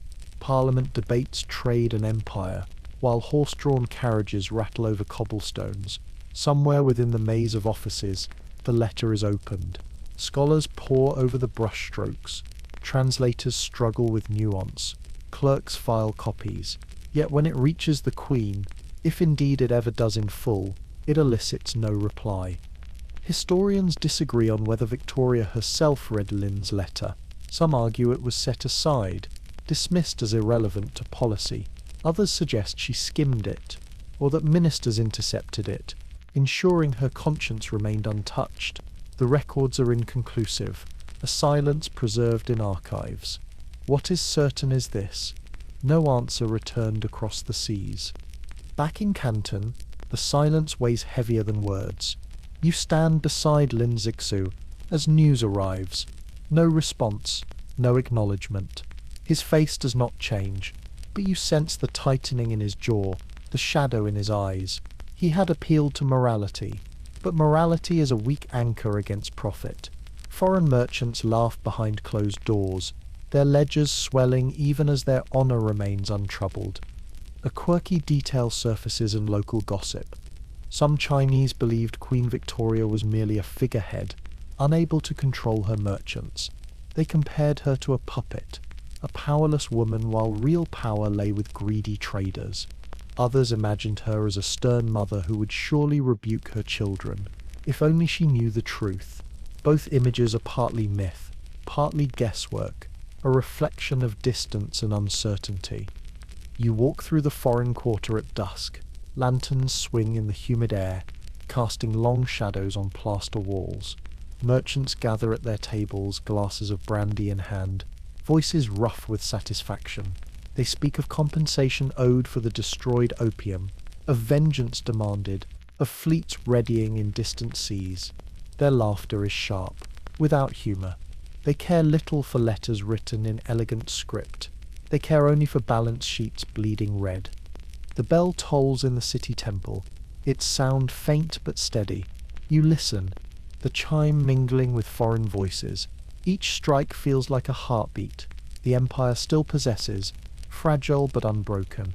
Yet silence from across the seas gnaws at that rhythm, a reminder that pleas alone cannot halt ships already sailing with iron and gunpowder. You pass a group of soldiers drilling in the courtyard. Their halberds gleam. Their boots strike stone in unison. The sound is reassuring, but you wonder if they know what they may soon face. Cannons that fire farther, ships that move faster, weapons unlike any in their hands. They march proudly, but their shadows stretch long uncertain. In a tea house, you overhear scholars debating Lin's letter. One insists it was foolish to appeal to foreign conscience, that barbarians know only profit and power. Another defends it, saying history must see that China spoke first with reason, not with violence. Their voices grow heated, their tea forgotten, their words echoing into the night. You sip your own cup, the bitterness sharp on your tongue, and realize both men are right in different ways. The silence is not only from Britain, France, America. Others watch as well, their merchants eager to claim shares of the trade. They read Lin's words and see opportunity, not shame. The empire had hoped for justice. What returns is hunger. That night, Lin writes again, not to the queen, but to the emperor. His brush strokes are firm, though fatigue shows in the droop of his shoulders. He reports the destruction at Human, the silence from Britain, the defiance of merchants. His words are respectful but unyielding. He will enforce the ban. He will protect the people. Yet you sense the weight upon him, the knowledge that silence may herald storm. You walk with him to the riverbank. The moon glimmers on the water, faint streaks of black still drifting from the pits where resin dissolved weeks before. Lin gazes at the current, his hands clasped behind his back. His lips move, but no sound escapes. Perhaps he prays, perhaps he curses, perhaps he simply breathes. The river flows on, carrying both cleansing and contamination, both hope and threat. A bell tolls once more, its resonance spreading across the pearl. You feel the vibration in your chest. Silence from abroad has answered louder than words. The empire waits, unaware of how quickly silence can turn into gunfire, how swiftly unanswered letters can summon ships bristling with cannons. You close your eyes, hearing the echo of the bell fade. In that quiet, the letter still exists. Ink on parchment, sealed in wax, now archived in dust. Its words may never have touched the Queen's heart, but they remain carved in memory, a symbol of an empire that chose to speak with honor before it was forced to fight with blood. The first thunder does not come from the sky. It comes from the sea. You stand on the coast near Canton in the autumn of 1839, the air thick with salt and humidity, when the horizon flashes white. A moment later, sound tears through the air, deep, rolling, shattering. The ground trembles beneath your sandals. Soldiers grip their spears tighter, faces pale in the sudden echo. The British have fired. From the mist emerges a ship unlike any you have seen. Its hull is iron dark, its masts tall, its decks bristling with cannon. Steam coils from funnels, the hiss loud against the roar of surf. This is HMS Nemesis, the first steam-powered warship to sail these waters. Foreign records will later boast of its firepower, its ability to move regardless of wind or tide. To you, watching from the shore, it looks less like a ship and more like a beast, exhaling smoke, its belly glowing with fire. Chinese cannons respond. The shore batteries ignite, their muzzles belching flame and smoke. The recoil shakes the wooden platforms, the air stinking of sulphur. You clap your hands to your ears as the blasts echo across the coast. For a moment, hope stirs. The thunder of defense answers the thunder of attack. But when the smoke clears, you see splashes short of the ship, or cannonballs bouncing harmlessly from its iron plates. Soldiers mutter in disbelief. A curious detail draws your attention. The Chinese gunners stuff their ears with tufts of cotton to blunt the noise, then spit onto the ground after each shot to clear the taste of powder from their mouths. Their rituals are small, human, against machines that do not care. You watch as they reload with frantic speed, sweat dripping, hands trembling. The cannons fire again, the sound ringing in your skull, but still the ship glides forward, untroubled. The Nemesis roars once more. A shell arcs high, trailing smoke before plunging into a Chinese fort. The explosion is like nothing you have heard. A crack that splits the air, followed by a shower of stone, wood, and dust. Men scatter, screaming. As debris rains down, you taste grit on your tongue, feel the sting of dust in your eyes. When the smoke clears, a wall is gone, reduced to rubble in an instant. By 1840, the pattern is set. The British Navy, with fewer than 50 ships, moves along China's coast with near impunity. Records describe how their shells outranged Chinese cannon, how their steamships maneuvered against tides that pinned junks helpless. Some historians argue the Qing defences were outdated, but not entirely useless, that bravery and numbers could have made a difference if better organised. Others insist the technological gap was too vast, that no courage could withstand explosive shells and iron hulls. Watching the forts crumble, you feel the truth lies somewhere between courage matters, but it cannot stop fire raining from the sea. You run with soldiers through smoke-filled courtyards, orders barked, drums beaten, men rushing to hold collapsing walls. The smell of powder burns your nose, stings your throat. Arrows fly briefly, their wooden shafts hissing, but they fall short, useless against the iron beast offshore. You glimpse one soldier clutching a talisman of red cloth, pressing it to his forehead before loading his cannon. He fires, shouts to heaven, then ducks as another shell crashes nearby, throwing him to the ground. His talisman flutters away, scorched at the edges. The bell of the temple rings wildly, not in ceremony but alarm. Its bronze voice rises above the chaos, urging the city to flee, to hide, to pray. Families hurry through streets, carrying bundles, children clutched tight, shops shutter with frantic hands, doors barred with wooden beams. The city hums with fear, the kind that vibrates in your chest and dries your mouth. Night falls, but the bombardment continues. You stand on the shore, eyes fixed on the horizon, where flashes light the darkness. Each explosion reflects in the waves, turning the sea into a mirror of fire. Smoke drifts inland, acrid, heavy, settling over rooftops like a blanket of sorrow. The stars vanish behind haze, the moon itself dimmed. Some Chinese officials insist victory is still possible, that one decisive battle will drive the foreigners away. Others admit quietly that the navy is no match, that retreat is the only option. Diaries from the time reveal conflicting emotions, bravery, despair, denial. One general writes of facing demons of iron and fire. Another insists that heaven will reward loyalty, even if death comes. You lie awake, the floorboards trembling with distant cannon fire. The air smells of ash.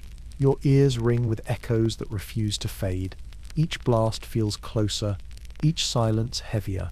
You think of Lin Zexu's oath, his vow to protect the empire, and wonder how even he can withstand the fury of steam and steel.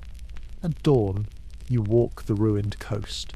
The forts are shattered, walls cracked open, cannon barrels split and twisted. Dead fish float in the shallows, killed by shock waves, their silver scales glinting like coins scattered by careless hands. Soldiers pick through rubble, their faces grey with exhaustion. One clutches a broken cannonball, still warm, and curses softly. The nemesis drifts farther upriver, smoke trailing, its guns silent now, its work complete. It looks back only once, a distant silhouette against the pale morning sky, before vanishing into mist. The silence it leaves is louder than thunder. You kneel by a fallen wall, touching the stone still warm from impact. The grit coats your fingers, your skin dry, your throat raw. The Empire has faced battles before, against nomads, rebels, rival dynasties, but never like this. Never against machines that glide with windless power, that strike with explosions from beyond sight. The bell tolls again in the city, its sound fractured but steady. You hear it over the waves, over the cries of the wounded, over the whispers of despair. Each note feels like defiance, a reminder that the heart of the Empire still beats, even as its walls crumble. Yet you cannot ignore what you have seen. Cannons on the coast, forts in ruins, soldiers with talismans against steel. The future feels heavy, uncertain, drawn by forces beyond the Empire's grasp. The thunder has begun, and it will not stop soon. The smoke has not yet lifted when word spreads through the streets. Canton must pay to survive. You walk through the city gates at dawn.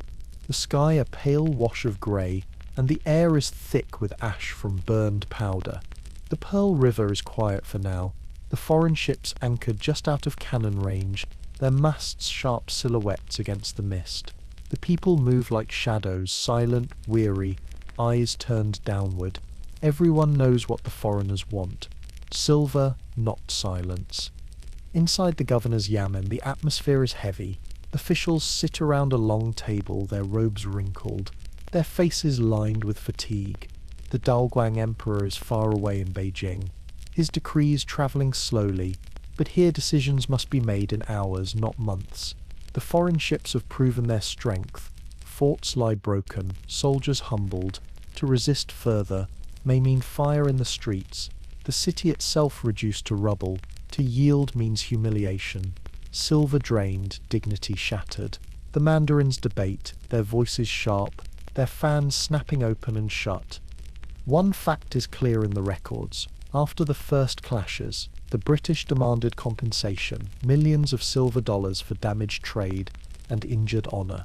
In 1841, the figure agreed upon was 6 million, a staggering sum. To the merchants and officials of Canton, it feels like ransom, a price placed on the city's survival. Some mutter that better to burn the city than pay. Others whisper that silver can be regained, but lives cannot. You watch a clerk weigh coins, his hands trembling. Chests of silver are dragged into the courtyard, the metal clinking, shining faintly in the dim light.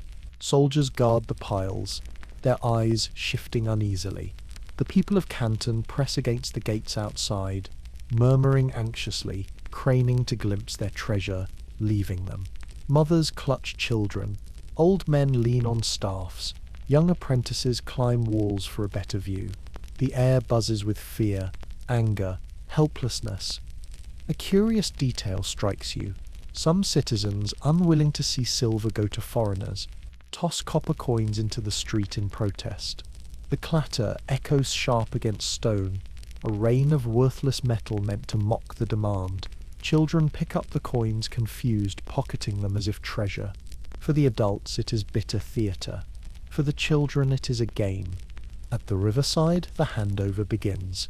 Boats laden with silver push off from the shore, their hulls groaning under the weight.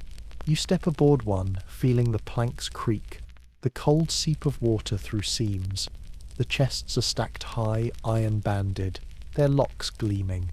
Guards sit stiffly beside them, spears upright though their eyes avoid the foreign ships ahead. When the flotilla reaches the anchored fleet, foreigners in stiff coats and polished boots greet them.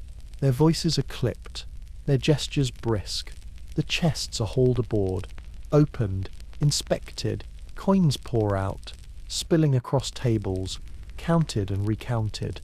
The sound is deafening, silver striking silver, a chorus of loss.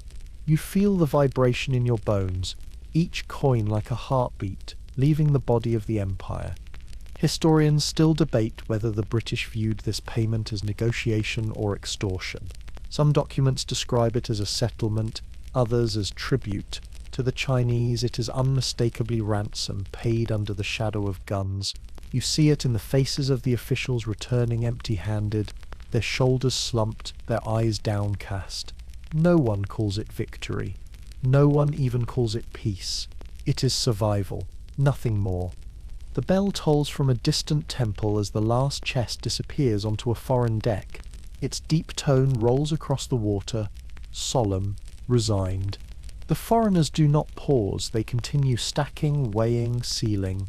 To them the bell is only background noise, untranslatable, irrelevant. To you it is grief in bronze, a lament for silver lost, for dignity surrendered. Back in the city, resentment simmers. You hear it in tea houses, where men whisper of betrayal. One mutters that officials grow fat while commoners starve. Another insists the empire should fight to the last man. Their voices rise, but no one suggests a clear path forward. The pipes still burn, the silver still drains, and the city still lives only because its ransom was paid. That night, you wander through narrow alleys. The air smells of fish sauce and smoke, of damp earth after rain. Lanterns sway above, casting unsteady light on walls cracked and stained. You pass a group of workers sitting on overturned baskets, their faces hollow. One strums a two-stringed fiddle, its plaintive notes drifting upward, a song of loss without words. His companions nod in silence, their eyes fixed on the ground. The sound of silver clinking across water lingers in your ears. A scribe later notes that after the ransom, morale in Canton faltered. Merchants hoarded what little silver remained. Peasants struggled to pay taxes. Officials grew fearful of more demands. Some letters hint that bribes flowed more freely than ever, as men sought to protect themselves against the next wave of foreign threats. Was the ransom a single wound or the start of a deeper infection? The question remains. You return to the river at dawn. Mist curls across the water, softening the outlines of ships. But the memory of yesterday is clear. Boats heavy with silver, foreign boots on Chinese decks, the weight of coins leaving forever. The water laps gently, indifferent, carrying both memory and loss. The bell tolls again, softer this time, its echo drifting like smoke across the river. You close your eyes, hearing the note linger, and feel the truth in your chest. Canton has bought time, but time itself is costly. Each strike of the bell marks another hour borrowed, another debt unpaid. The city exhales, but the air feels thin. Survival has come at a price, and the shadow of ships still looms offshore. The ransom has spared Canton's walls, but not its soul. The war drags on, each clash leaving forts crumbled, villages burned, soldiers scattered. Months blur into years, until at last the British fleet pushes deep up the Yangtze, threatening the heartland itself. You stand on the banks near Nanjing in the summer of 1842, the air heavy with cicada song, the heat pressing like a lid. Smoke from ruined towns still drifts faintly over the horizon. The empire is weary, and its officials know they can fight no further. The river has erected a grand pavilion, its silk banners stirring in the warm breeze. Inside, long tables are laid with parchment, inkstones, and brushes. The smell of ink is sharp, mingling with sweat and damp linen. Chinese officials sit stiffly in their robes, faces pale, while across from them, British officers in starched uniforms lean back with casual ease. Their sabres hang at their sides, polished to gleam even in shadow. The contrast is as sharp as the war itself. One side exhausted, the other confident. You watch as clerks prepare the treaty. The characters are brushed in careful strokes, concessions, indemnities, obligations. The British text beside it gleams with black ink on thick paper, every line sharp and final. Translators murmur, their voices strained as meanings are weighed and compared. Even here, uncertainty lurks. Are the words truly equal in both languages? Scholars will later argue over mistranslations, over whether the Chinese fully understood the permanence of the clauses. But the brush does not wait for debate. Fact is clear. This will be the Treaty of Nanjing, signed August 1842, the first of the so-called unequal treaties. It demands 21 million silver dollars in indemnities, 5 ports open to foreign trade, the abolition of the Canton system, and the cession of Hong Kong Island. To Chinese officials, each clause is a wound. To British officers, each line is victory sealed in ink. A quirky detail catches your eye before the signing. Attendants place small bowls of tea before both delegations. The tea grows cold, untouched, as negotiations grind on. The Chinese stare at the cups, the leaves unfurling slowly, as if time itself resists. The British ignore them entirely, their eyes fixed on the papers. Hours pass, the tea forgotten. a silent testament to tension thick enough to choke. At last, the senior Chinese negotiator Qing lifts the brush. His hand shakes slightly, the bristles splaying unevenly. He pauses, eyes closed, then writes his name with deliberate care. The ink spreads across the parchment, dark and irreversible. Across from him, the British officer signs swiftly, his quill scratching briskly. The sound is sharp, final, like a lock snapping shut. The pavilion is silent for a moment. Then seals are pressed, vermilion stamping the parchment with authority. The treaty is done. Outside, cannons fire, not in battle but in celebration, foreign salvos thundering across the river. The sound rolls through the hills, a reminder that ink has ended what iron began. You step outside into the glaring sun. The river glitters, deceptively calm. Soldiers lounge on the banks, some mending boots, others smoking pipes.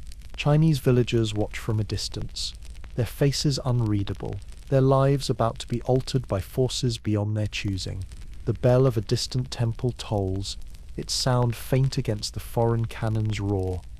Back in the pavilion, copies are exchanged. British officers smile, toasting with brandy from flasks. Chinese officials sip their now cold tea, their faces drawn. Some whisper that the emperor will never accept it, that this is only a draft, not destiny. But they know better. The war has left no choice. Historians still debate whether the Qing court grasped the scale of what had been signed. Some argue they understood fully but could do nothing. Others believe they thought the treaty temporary, a concession that could later be undone. The truth lies hidden in memorials written in cautious phrases, in silence that cloaked despair.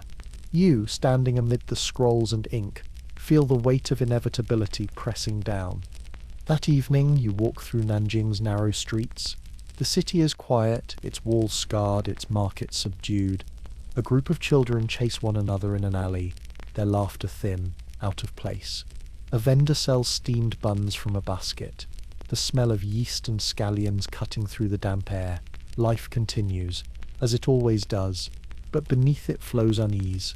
News of the treaty spreads like ripples, whispered from stall to stall, house to house. What does it mean to open ports, to cede an island, to pay silver to those who bombarded your shores? The questions hang heavy, without answer. Later, you pass a scholar's house. Candlelight flickers through latticed windows. Inside, you glimpse him hunched over a desk, brush scratching furiously. He is composing verses of lament, words that will never be sung in court but will circulate quietly among the literati. You hear a fragment drifting through the open shutters. Ink darker than blood, paper thinner than walls. His voice trembles as he writes, as if poetry might carry what politics cannot. The bell tolls again at midnight. Its bronze voice carries across the city, steady, ancient, indifferent. You lie awake on a thin mat, hearing the echoes roll through the night. The treaty ink may be fresh, but already it feels permanent, carved into the empire's skin. In your dream, you see the brush hovering over parchment, ink dripping slowly, forming stains that spread like cracks across stone. No matter how you blot, the marks remain. You wake with the smell of ink still in your nose, the image of cold teacups still in your eyes. The war is over, but the silence after thunder feels heavier than the thunder itself. The ink of the Treaty of Nanjing is barely dry when new ships arrive, sails full, cannons polished, flags bright in the wind. They are not British this time. They come from America, from France, from nations that watched the war from afar and now smell opportunity. You stand at the quay in Canton, the air sticky with summer heat as these newcomers disembark with wide smiles and sharp eyes. The message is clear: what one foreign power has taken, others will not be denied. Merchants crowd the docks, their voices tumbling together in a dozen languages. Translators dart back and forth, sweat dripping from their brows, hands full of ledgers. The smell of tar, tea leaves, and drying fish mixes with pipe smoke that drifts lazily from shaded corners. You hear silver coins clinking once again. But this time they pass quickly into foreign purses, bypassing local coffers. The river of silver does not return. It spreads wider, flowing into more hands, more nations. Fact is undeniable. In the years following 1842, America and France forced their own treaties upon China, securing the same privileges Britain had wrested: open ports, extraterritorial rights, favoured trading status. The empire, once master of the world's richest markets, now sees its gates pried open by one foreign demand after another. The domino has tipped, and each fall brings another. You watch as American sailors unload barrels marked with stars, their laughter loud, their boots striking the planks with casual arrogance. French officials arrive in pressed uniforms, carrying parasols against the sun, their voices smooth with practiced diplomacy. They gather in consulates freshly established, plaster walls still smelling of lime, flags fluttering overhead. To the locals, the sight is jarring. Foreign symbols planted in Chinese soil, permanent where once foreigners were temporary. A quirky detail catches your eye. One French officer, sweating in the humid air, carries a pocket watch he checks every few minutes. He complains loudly that Chinese bells ring irregularly. That time here seems unreliable. His words draw laughter from his companions, but locals nearby frown, muttering that heaven's cycles are more constant than any foreign gears. For you, the clash of clocks and bells captures the essence of this new intrusion, foreign rhythms imposed upon ancient ones. Inside tea houses, whispers grow. Scholars murmur that the empire's dignity is shattered, that each new treaty cuts deeper into sovereignty. Merchants grumble that taxes rise to cover indemnities, while profits flow abroad. Some hope the foreigners will eventually tire and leave. Others fear the doors once opened will never close. The debates swirl like tea leaves in porcelain cups, unsettled, unreadable. Historians argue over how willingly the Qing court signed these subsequent treaties. Some claim the officials believed they were temporary, a price to end conflict, a pause rather than surrender. Others insist they understood the permanence but could not resist. Their armies too weak, their coffers too drained. The truth may lie in both views, an empire aware of the wound yet unable to stop the bleeding.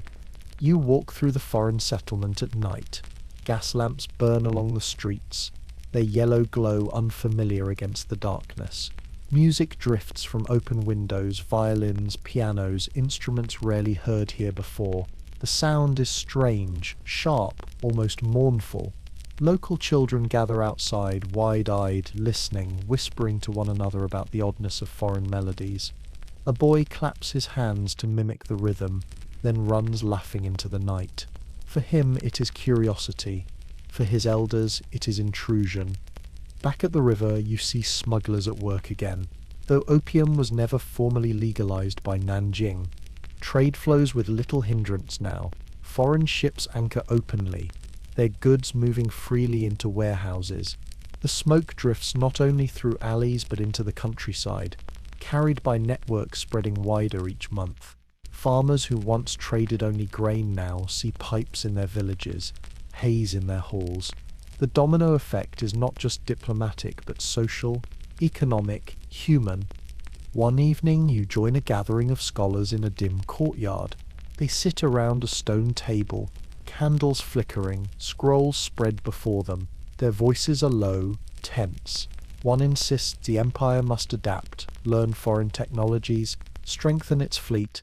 Another shakes his head, declaring that to imitate barbarians is to lose the mandate of heaven. The argument grows heated, then fades into silence. They sip tea, the leaves long oversteeped, bitter. No resolution comes. The bell tolls from the nearby temple. Its sound deep, steady, ancient. You hear it mingle with the ticking of that French officer's pocket watch, still echoing in memory. The two rhythms clash, one timeless, one mechanical, neither yielding. You feel the empire caught between them, its pulse uncertain.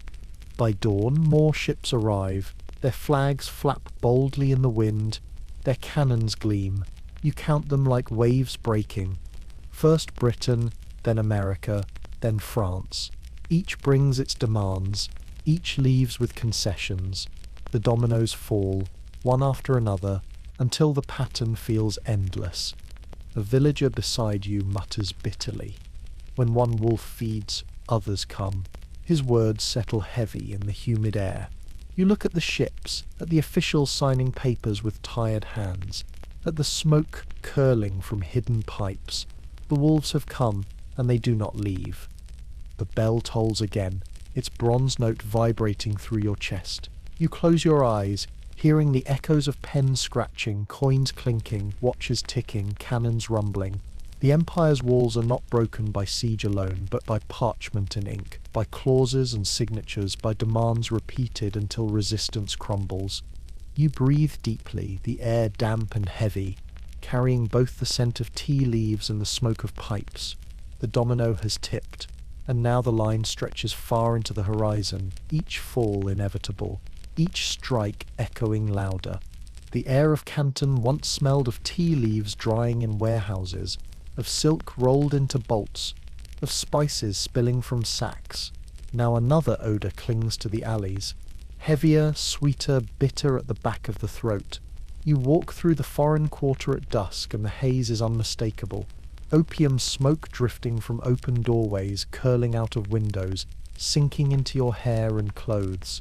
What began in shadows now fills the streets. A lantern sways above a shopfront painted in peeling red. The sign reads like an apothecary, but inside mats line the floor, pipes lie ready, and lamps glow with sesame oil. Men sprawl in silence, some muttering, some laughing softly, others sunk in stupor. You crouch at the threshold and feel the heat wash over you, the air thick as syrup. The pipe embers flicker like fireflies in the gloom, rhythmic, hypnotic. The keeper waves you in with a smile too wide, his teeth stained dark. Fact is clear. By the 1850s, opium had spread beyond Canton into nearly every major port: Shanghai, Ningbo, Fuzhou, Xiamen. Records show that in 1858, imports reached more than 70,000 chests per year. Foreign traders grew rich, their ledgers thick with profit. Local officials, once strict, now turned a blind eye for bribes. The trade no longer hid in shadows, it sat openly in shops, taxed unofficially, tolerated widely. You board a river junk bound for Shanghai. The decks creak under the weight of crates not labelled as opium, but recognised instantly by smell. Sailors lounge nearby, humming folk tunes, indifferent to the cargo. They chew salted fish and spit bones into the water, their voices rough with laughter. The boatman rubs his nose constantly, as if trying to mask the lingering scent. You watch the current pull you toward another city where smoke waits. Shanghai's Bund gleams with new foreign buildings, brick warehouses, consulates, churches with spires stabbing the sky. Yet behind the facades lie rooms thick with haze. You slip into one at night, lanterns glowing dim, curtains drawn tight. Merchants recline side by side with coolies, silk-clad clerks beside barefoot labourers. The smoke erases rank, equalizes in stupor. You hear soft coughs, occasional sighs, the drip of lamps burning steadily. Time dissolves, measured only by the hiss of resin bubbling under flame. A quirky detail strikes you. Addicts often carry small embroidered pouches of dried orange peel or mint leaves. They press them to their noses when nausea rises, trying to soften the dizziness. You see one man clutch his pouch like a charm, inhaling sharply before sinking back into haze. The scent of citrus mingles oddly with the opium, a fragile attempt to disguise poison with fruit. Some historians debate whether the spread was as universal as records suggest. Were entire villages consumed, or did addiction concentrate in urban centres and coastal ports? Travellers' diaries describe both extremes, some alleys drowning in smoke, some provinces where the habit was rare. The truth, like the haze itself, is uneven, shifting with wind and witness. But here, walking through port after port, you feel its ubiquity. The smell meets you before the gate, clings to your clothes long after you leave. In Ningbo, you pass a temple courtyard at dawn. Incense rises from brass urns, monks chant in deep voices. Yet even here, two men slump in shadow, pipes discarded beside them. The chant and the stupa coexist, sacred and profane. One monk glances at them, then looks away, his lips pressing tighter around the words. The empire's rituals continue, but the smoke lingers even in holy places. In Fuzhou, you see shipbuilders at work, axes striking logs, sawdust flying. The smell of resin fills the air, but not only from timber. Nearby, in a shack leaning against the dock wall, smoke curls upward. Workers take turns on pipes before returning to hammers. Their blows slower, less sharp. The rhythm of labour falters, masked only by the river's ceaseless tide. In Xiamen, children chase one another through alleys, laughing, barefoot. They pass a shop with shutters half open. Inside, men lie still, faces slack, eyes closed. The children's laughter grows fainter as they glance inside, their pace slowing, unease flickering in their eyes. One boy throws a pebble at the door, a hollow clack against wood, then runs off. But the image remains, innocence brushing against decay. At night, you sit in a tea house overlooking the harbour. Sailors from Britain, France, America drink side by side, their mugs foaming with imported ale. They boast of profits, of fortunes made from resin and silver. Their laughter is loud, their pockets heavy. A Chinese merchant sits quietly nearby, his cup untouched, his gaze distant. When asked why he does not join, he mutters, "Smoke fills the empire, silver empties. What do we drink for?" His words hang heavy, ignored by the foreigners who toast again.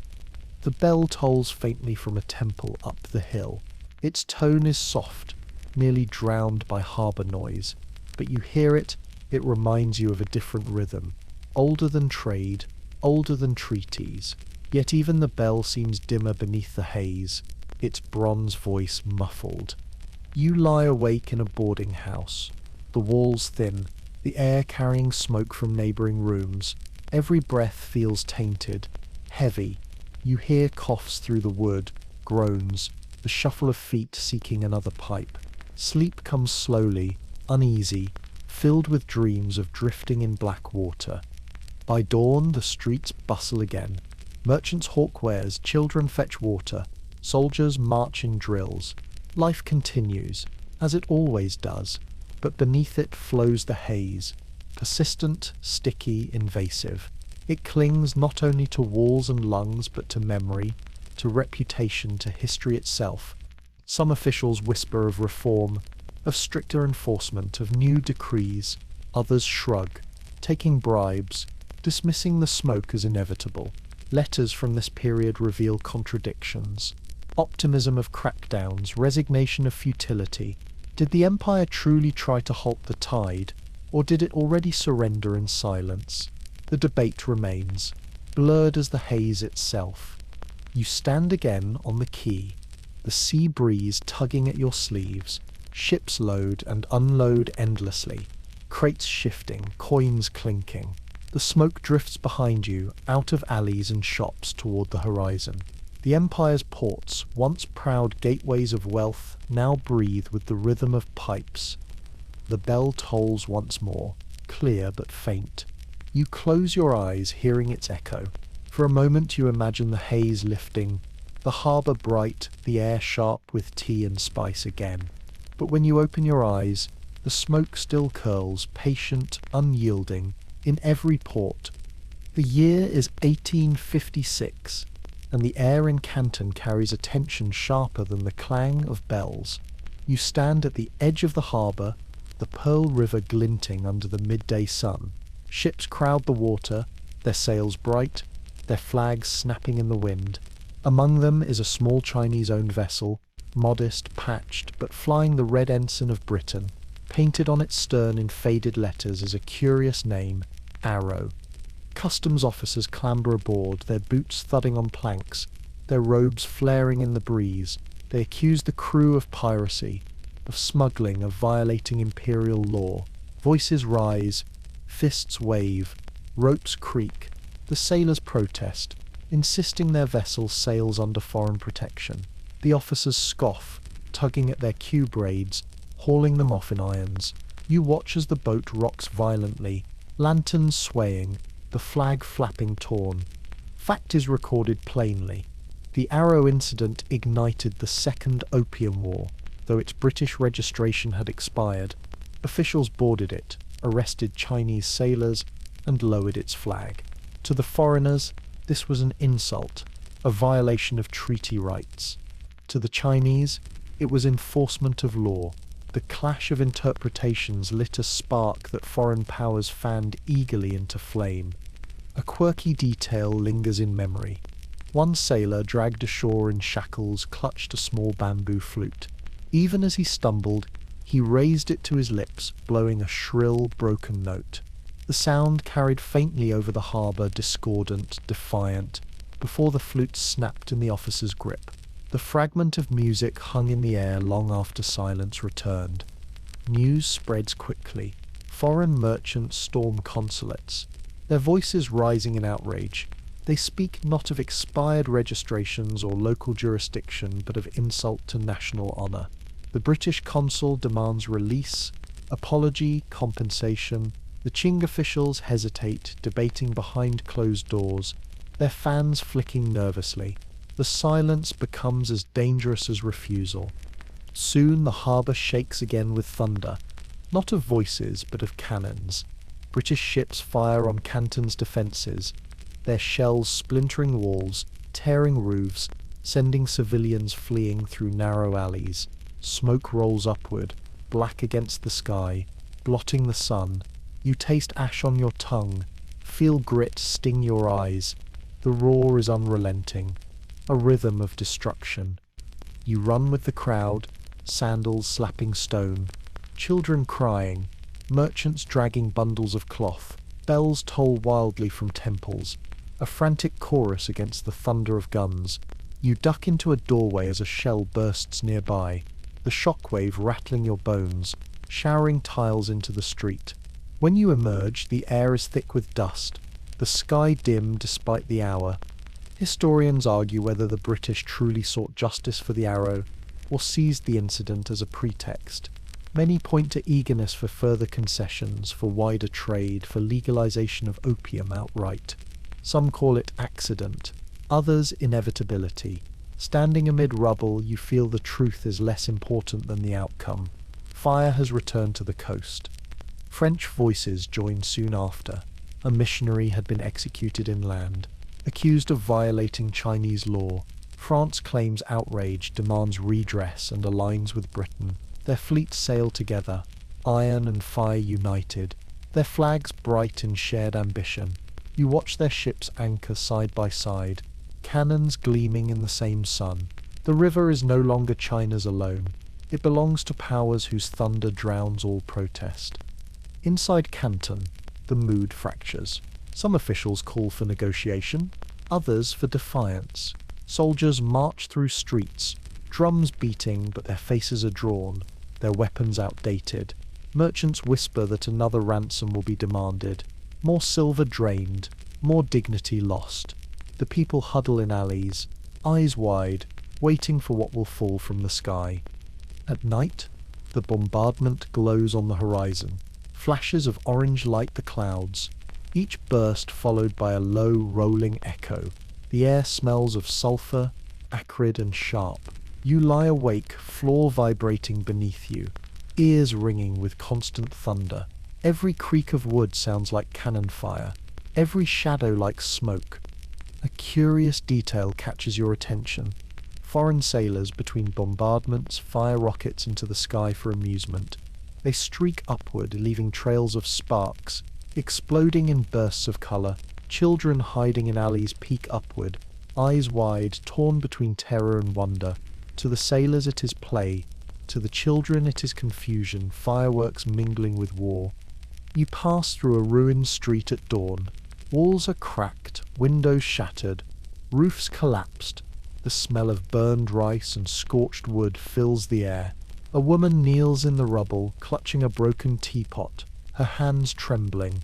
She rocks back and forth silently, lips moving without sound. Around her, neighbors sweep debris, patch holes, rebuild even as shells still fall in the distance.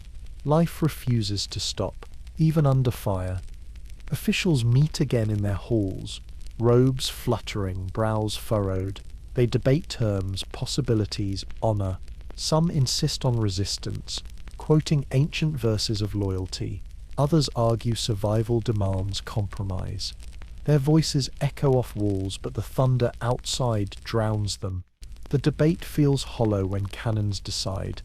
Foreign records describe these days with cool precision: number of shells fired, distance advanced, treaties demanded. They do not capture the smell of ash in every breath, the ringing in ears that will not fade, the way children press faces into mothers' robes, trembling at every blast. Those details live only in memory, unrecorded, but they shape the truth more deeply than ledgers. The bell tolls faintly, cracked by a recent explosion. Its note wavers, distorted, yet still it rings. You pause, listening, letting the sound cut through smoke and thunder. Each strike feels like stubborn defiance, the heart of a city refusing silence. Yet with every toll, rubble shakes, walls crack, voices cry. By evening, flames lick at Canton's edges. The fire spreads quickly, leaping from roof to roof, sparks riding the wind. The night glows red, the river reflecting streaks of flame. Boats flee loaded with refugees, their cries carrying over the water. The Arrow lies abandoned, its mast broken, its flag torn, its name remembered not for voyages but for fire.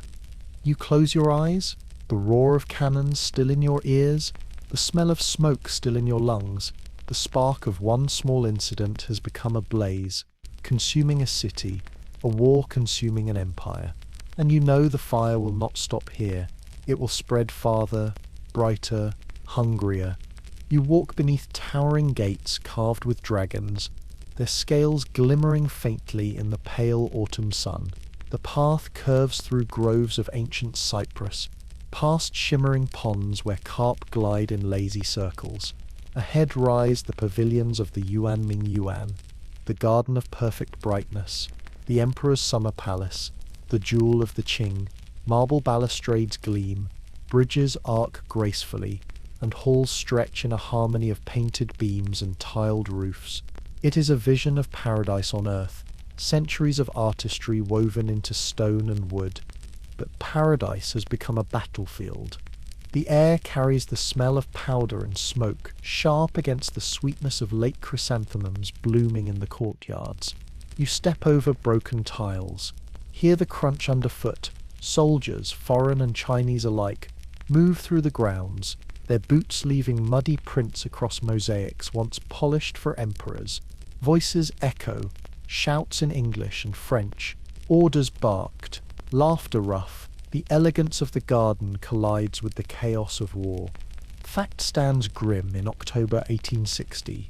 During the Second Opium War, Anglo-French forces looted and burned the Yuan. Priceless treasures vanished into chests bound for Europe, while flames consumed what centuries had built. It was meant as punishment, retribution for Chinese resistance, and for the torture of foreign prisoners. Yet what history records as reprisal feels here like desecration. You enter a grand hall. The roof beams are painted in deep blue, scattered with golden stars, but soot smudges them now. Furniture lies overturned, silks ripped, scrolls torn. Foreign soldiers rifle through cabinets, tossing jade carvings and porcelain bowls into sacks. One man stuffs a gilded clock into his coat, the ticking muffled against his chest. Another laughs as he discovers lacquer boxes, stacking them like firewood. The air is thick with dust, every breath gritty. A quirky detail catches your eye among the looters. One soldier pauses to play a chin, a 7-stringed zither abandoned on a low table. His fingers fumble across strings, plucking clumsy notes. The sound is strange, broken, but lingers briefly in the smoky air. He grins at his companions, who jeer, before tossing the instrument aside. It lands with a hollow thud, strings snapping one by one. You follow the troops deeper into the garden. They fan out across pavilions, storerooms, galleries. Carpets are cut apart, jewels pried from settings, gold melted down for easier transport. Horses are led into marble courtyards, their hooves clattering against steps built for scholars, not cavalry. Fires are set deliberately, torches pressed to drapes, to wood, to paper. The flames catch quickly, bright against lacquered beams. Some historians argue the destruction was not entirely indiscriminate, that officers ordered systematic looting before the burning, that certain artifacts were preserved in collections, others insist chaos reigned, soldiers seizing whatever they could carry, fire devouring all else. Standing here, watching the smoke coil into the sky, you sense both greed first, flames after, discipline swallowed by frenzy. The fire spreads faster than breath. Roofs crackle, beams groan, smoke pours through courtyards like storm clouds. You cough, eyes stinging, lungs aching. The scent of cedar and pine, once fragrant, now turns acrid as centuries of craftsmanship ignite. Tiles collapse, sending showers of sparks into lotus ponds where fish writhe in boiling water. The night glows red, reflected in every pool, mirrored in every shard of broken porcelain. The bell from a nearby temple tolls, its sound faint through the roar. It rings again and again, frantic, helpless. Monks chant in the distance, their voices trembling, but the flames answer louder, consuming words, consuming prayers. You stand frozen as a pavilion. Roof collapses in a roar of sparks, embers spiraling upward like fireflies fleeing into the dark. You stumble into a side chamber, its walls lined with painted panels of mountains and rivers. For a moment the art still glows, serene landscapes untouched by smoke. Then fire licks across the ceiling, heat pressing down. The colours blur, the brushstrokes curl, the rivers burn. You back away, your sandals slipping on ash, until the painting is nothing but blackened fragments falling like snow. Outside, the looting continues. Soldiers stagger under loads of bronze vessels, jade screens, ivory carvings. Their laughter echoes harshly, mingling with crackle and crash. One trips, dropping a porcelain vase that shatters across the stone. He curses, shrugs, moves on.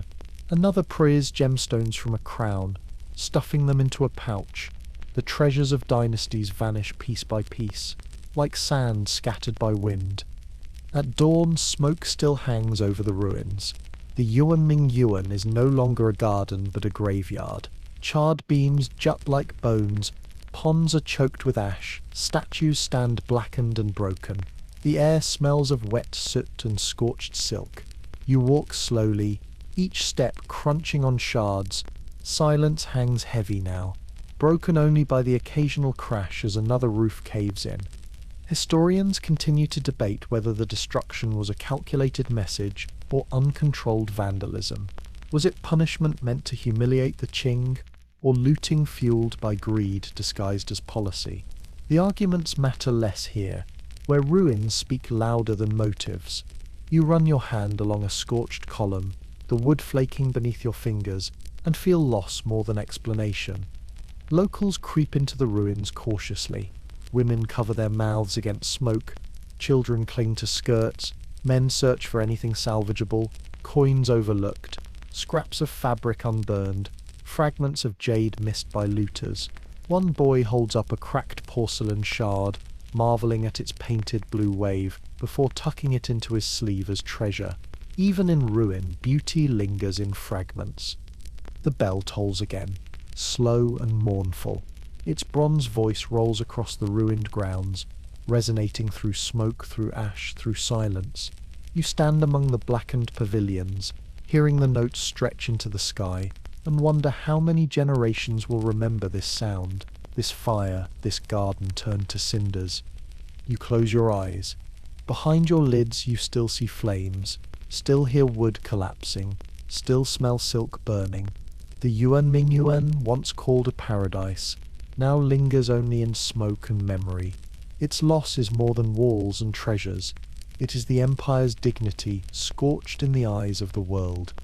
The smoke from the burning garden has hardly faded when another fire spreads across the land, this one not lit by foreigners but by the empire's own sons and daughters. You travel south and west, leaving the coast behind, and the air grows different. Gone is the salt of the Pearl River. Here the wind carries dust from fields, the smell of millet boiling in clay pots, the faint smoke of village hearths. Yet beneath the ordinary scents lingers unease. You hear it in whispers, see it in restless eyes, feel it in the songs chanted low at night. The Taiping have risen, led by Hong Xiuquan, a failed scholar who claimed visions of heavenly kinship. They march with banners bright against the sky, proclaiming a heavenly kingdom of great peace. You watch their armies swell, peasants in homespun cloth, women bearing pikes alongside men, children trailing with baskets of rice. Their flags flutter with characters for justice and heaven, their chants rolling like thunder across valleys. Fact is staggering. Between 1850 and 1864, the Taiping Rebellion consumed China, costing tens of millions of lives. It was one of the deadliest conflicts in human history. Villages burned, fields lay fallow, rivers clogged with bodies, and still it spread, a long rebellion fed by poverty, anger, and hope twisted together. You walk among the rebels as they encamp in a captured town, fires crackle in courtyards, smoke rising into the starry night. Soldiers eat bowls of thin porridge, steam drifting into the cool air. They share willingly, pressing a bowl into your hands, the rice watery but warm. You sip slowly, tasting ashes but also kindness. For a moment, amid chaos, there is solidarity. A quirky detail stands out. Many Taiping soldiers wear their hair differently, cutting the queue braid mandated by the Qing. Some shave their foreheads entirely, others let hair grow loose, but all reject the braid. To them it is not fashion but defiance, a refusal of Manchu rule. You see boys proudly running fingers through their cropped hair, laughing, while old men stroke chins where their queues once hung. The small gesture carries weight as heavy as banners. Not everyone joins willingly. You see villagers herded along roads, pushed to march, their faces blank with fatigue. Some carry bundles, others nothing at all. Women cradle infants too tired to cry. Did they come in hope or under duress? Historians still debate how broad the true support was for the rebellion, whether it was a movement of the masses or a tide driven by fear and force. Watching their weary steps, you feel both truths at once. The empire struggles to respond. Qing armies, weakened by opium and foreign war, falter against the sheer numbers of the Taiping. You watch imperial troops stumble through mud, their armor rusted, their weapons outdated. They clash in narrow passes, spears against muskets, arrows against cannons. The sound is chaos, drums beating, gongs clanging, cries in dialects from every province. Smoke covers fields, blotting out the sun. In one ruined town, you walk through streets littered with broken furniture, smashed altars, charred beams. Dogs scavenge among ashes. Children search for grain in collapsed houses. A woman kneels in the dust, clutching a sandal, her eyes vacant. Life continues in fragments, pieced together day by day, yet despair seeps into every wall. You hear rebel songs at night, sung around fires.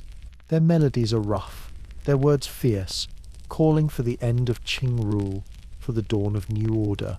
Some voices are hoarse, some melodic, some trembling. The songs rise into the darkness, carried by wind across fields where farmers once sang of harvest. Now the harvest is rebellion. The bell tolls faintly from a surviving temple, its bronze voice cracked, uneven. Rebels cheer when they hear it, claiming heaven approves. Others frown, uneasy with blasphemy. The same sound divides rather than unites, each side hearing only what confirms their faith. Historians debate Hong Xiuquan's vision. Was he deluded, convinced of divine purpose, or cunning? Using faith as weapon, the truth blurs in letters, proclamations, memoirs. You see him only from afar, standing tall in a robe of blue, his voice carrying above thousands. His eyes blaze with conviction, or perhaps fever. To followers he is savior, to enemies, madman. To you he is simply the spark that ignited a blaze too vast to quench. Years pass in the haze of war. Cities fall, are retaken, fall again. The empire bleeds silver to foreigners and blood to rebels. You feel exhaustion in your bones, as if the land itself sags under weight too great to bear. Fields grow wild, granaries empty, families scatter. The rebellion is long not just in years but in suffering. One evening, you walk through a village spared for now. Lanterns glow in windows. Children play in dust. Elders sit smoking pipes. For a moment it looks like peace. Then a rider gallops past, shouting news of another battle lost, another city burning. The children's laughter falters. The lanterns seem dimmer. Peace here is fragile, temporary, borrowed. You sit by a river, its waters murky with silt. Corpses float silently, carried downstream, their faces turned to the sky. You look away, but the image burns in your mind. The river smells not of life but of decay, and you wonder how long before its waters clear again. The bell tolls once more. You close your eyes, listening. Each note is heavy, resonant, carrying both grief and endurance. The rebellion stretches on, long as the tolling, long as the silence between. The empire survives, but altered, scarred, weakened. When the last notes fade, only echoes remain. Echoes of fire, of chants, of cries. The rebellion has not ended yet, but already it feels eternal, carved into the memory of the land. The rebellion smoulders, the wars with foreigners ebb and surge, but another change creeps across the land quietly, rooted in soil itself. You walk into the countryside at dawn, mist still low over the fields. The air smells of damp earth, of dew on grass, of distant wood smoke. As the sun rises, the haze lifts, and colour bursts across the land, not green rice paddies or golden millet, but endless waves of red and white. The petals shimmer in morning light, soft as silk, delicate as breath, poppy fields. You step between rows, the stalks brushing against your sleeves. Bees hum lazily, dipping into flowers heavy with dew. Farmers bend low, their hands stained dark from scoring pods, collecting the milky sap that seeps out. The smell is sharp, bitter, clinging to fingers and clothes. They scrape resin into clay bowls, working silently, their faces expressionless. Fact is clear: by the 1870s, China itself produced more opium than it imported. Domestic cultivation spread across provinces, Yunnan, Sichuan, Guizhou, until the majority of what was smoked came not from foreign ships, but from native soil. By century's end, estimates suggest over 85% of consumption was supplied internally. What began as intrusion has become harvest. You crouch beside a farmer. His robe is patched, his feet bare, his hands calloused. He scores another pod with a small curved blade, watching the white sap bead and ooze. He waits, then scrapes it carefully, dropping it into his bowl. His eyes are dull, his movements mechanical. When asked why he grows poppies instead of grain, he shrugs. Silver buys food. Grain does not. His children wait at home, their bellies empty. Smoke feeds them, though they do not smoke. A quirky detail lingers. Some farmers chew fresh poppy petals as they work. The taste is bitter, numbing their tongues, but they claim it sharpens endurance. You watch a boy pluck a flower, chew it slowly, his lips stained faintly purple. He spits the pulp into the dirt, grinning despite the taste, before returning to scrape pods beside his father. Childhood here is not games, but labour among blossoms. The empire debates furiously. Officials issue edicts condemning cultivation, but local magistrates collect taxes from the trade. In some provinces, revenue from opium outweighs all other income. Letters reveal a contradiction. Central bans clash with local dependence. Was the government complicit or powerless? Historians still argue. You see the truth in farmers' weary eyes. Orders from Beijing matter little when hunger rules the fields. At dusk, you enter a village surrounded by poppies. The air smells faintly sweet. Even outside the fields, men gather in a hall where pipes glow steadily, their smoke rising in thick clouds.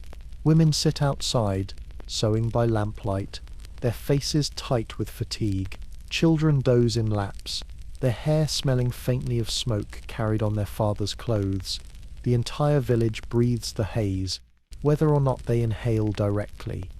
One elder speaks of old days, when rice stretched across these fields, when festivals marked the harvest, when bells rang to thank the earth.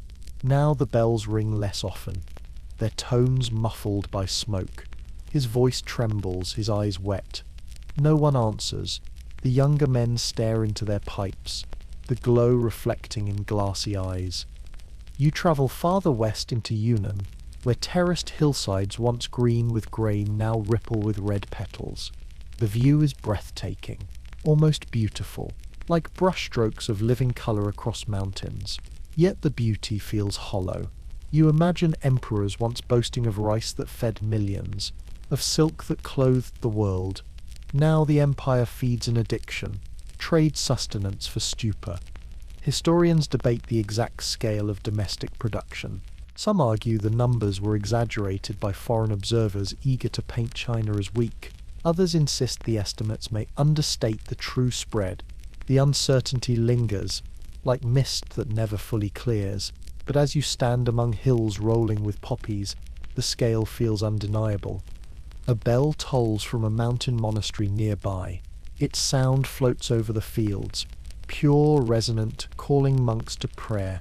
The petals tremble in the breeze, shimmering under the sound. For a moment you imagine the bell's voice scattering the flowers, breaking the spell, but when the echo fades, the poppies still stand, countless, unyielding. At night you sleep in a farmer's hut. The air is thick with the smell of dried sap stored in jars. You dream of petals falling endlessly, covering you in layers of red and white, their weight heavier than stone. When you wake, sweat clings to your skin, and the jars still gleam faintly in the lamplight. The next morning, you follow a caravan of traders. They load sacks of resin onto mules, the animals snorting, hooves kicking dust. The caravan winds along narrow paths, bells jingling faintly from the animals' necks. You walk beside them, hearing the creak of leather, the grunt of men. The path stretches toward markets where silver waits, where officials look the other way, where smoke will find new lungs. You pause at a ridge and look back. The valley below is carpeted with blossoms, their colours dazzling under the rising sun. Beauty and poison, sustenance and ruin, all rooted in the same soil. The contradiction presses against your chest until breathing feels heavy. The bell tolls again, faint across distance. Its note reaches you where you stand, reminding you of another rhythm, another possibility. But the petals sway, shimmering, endless. The empire's future now grows in fields that bloom bright and bleed silver. You stand at the dawn of a new century, yet the air feels heavy with all that came before. The fields of poppies still bloom, the pipes still glow, the ports still hum with foreign voices. The empire once called Middle Kingdom now walks in shadow, its walls cracked, its coffers drained, its dignity wounded. The wars are past, the treaties signed, but the echoes linger in every street, every room, every breath. You walk through Beijing, its streets crowded yet subdued. The forbidden city rises in red walls and golden roofs, but even here, whispers of decline coil like smoke. Courtiers shuffle papers that demand indemnities. Silver to Britain, silver to France, silver to Germany and Russia and Japan. The figures are staggering after the Boxer Uprising of 1900. 450 million taels demanded to be paid over decades. The ink of treaties is heavy, the weight of debt crushing. You pass a tea shop. Once the air inside carried jasmine and oolong. Now it smells faintly of opium. In a back room, men lie sprawled, pipes resting in slack fingers. Their snores echo against peeling walls. At the front, a boy pours tea for foreign soldiers. Their boots muddy, their laughter loud. He glances at you with wide eyes, then looks quickly away. Childhood here is service, shadowed by smoke and fear. A quirky detail catches your attention in the markets. Some vendors carve small charms from opium pipes, miniature stems and bowls polished smooth. They sell them as trinkets, souvenirs for curious foreigners. You watch a French soldier buy one, tying it to his belt as if it were a medal. The locals glance at him with a mix of contempt and resignation. What was once ruin becomes ornament in another man's hand. Historians later argue whether the empire's decline was inevitable, caused by internal corruption, population pressures, natural disaster, or whether opium and foreign intervention broke what might have endured. The debate remains unresolved, a tangle of causes and consequences. But walking these streets, you feel the haze everywhere, the smoke in lungs, the treaties on paper, the debt in coffers.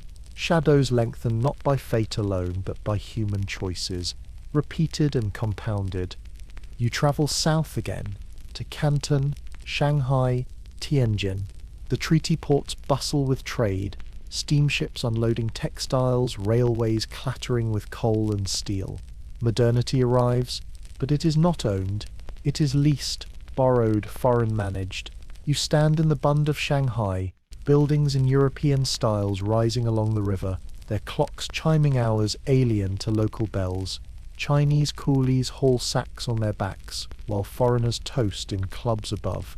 The divide is sharp, unbridgeable.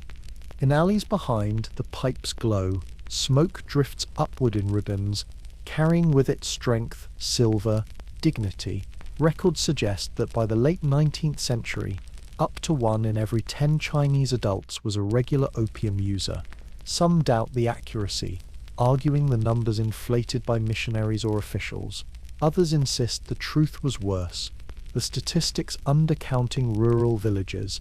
Uncertainty clouds the scale, but certainty fills your nose. The smell is everywhere. You hear the tolling of a bell from a riverside temple. Its bronze voice is steady, but softer than before, half drowned by the clang of foreign factory whistles, the clatter of rails, the shriek of steam engines. Two rhythms collide, ancient bronze and modern iron. The bell still rings, but the empire it calls to prayer walks in shadow.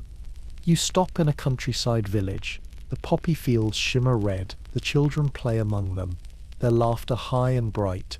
Yet when you follow them home, their fathers lie in smoke, their mothers sigh over empty pots.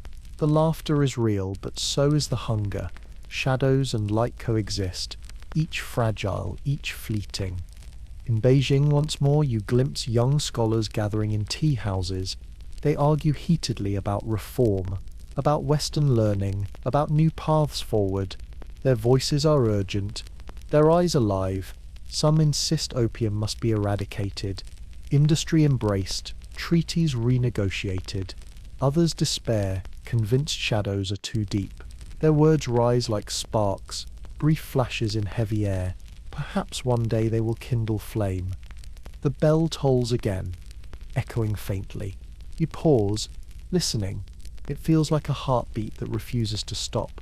However faint, the empire has entered a century of humiliation, as future generations will name it. But humiliation is not erasure. The people endure, even as shadows stretch long. You close your eyes, the haze thick around you, the sound of bells mingling with whistles, the sight of petals shimmering in fields, the echo of treaties signed in foreign ink. The century stretches ahead, uncertain, but marked already by loss and longing. The shadows are long, but even shadows require light to exist. Somewhere, beyond smoke and debt, that light still flickers. Now the noise fades.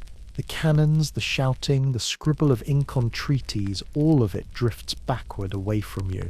The fires of gardens, the haze of pipes, the cries of rebellion soften until they are no longer sound but memory, faint as a dream dissolving at dawn.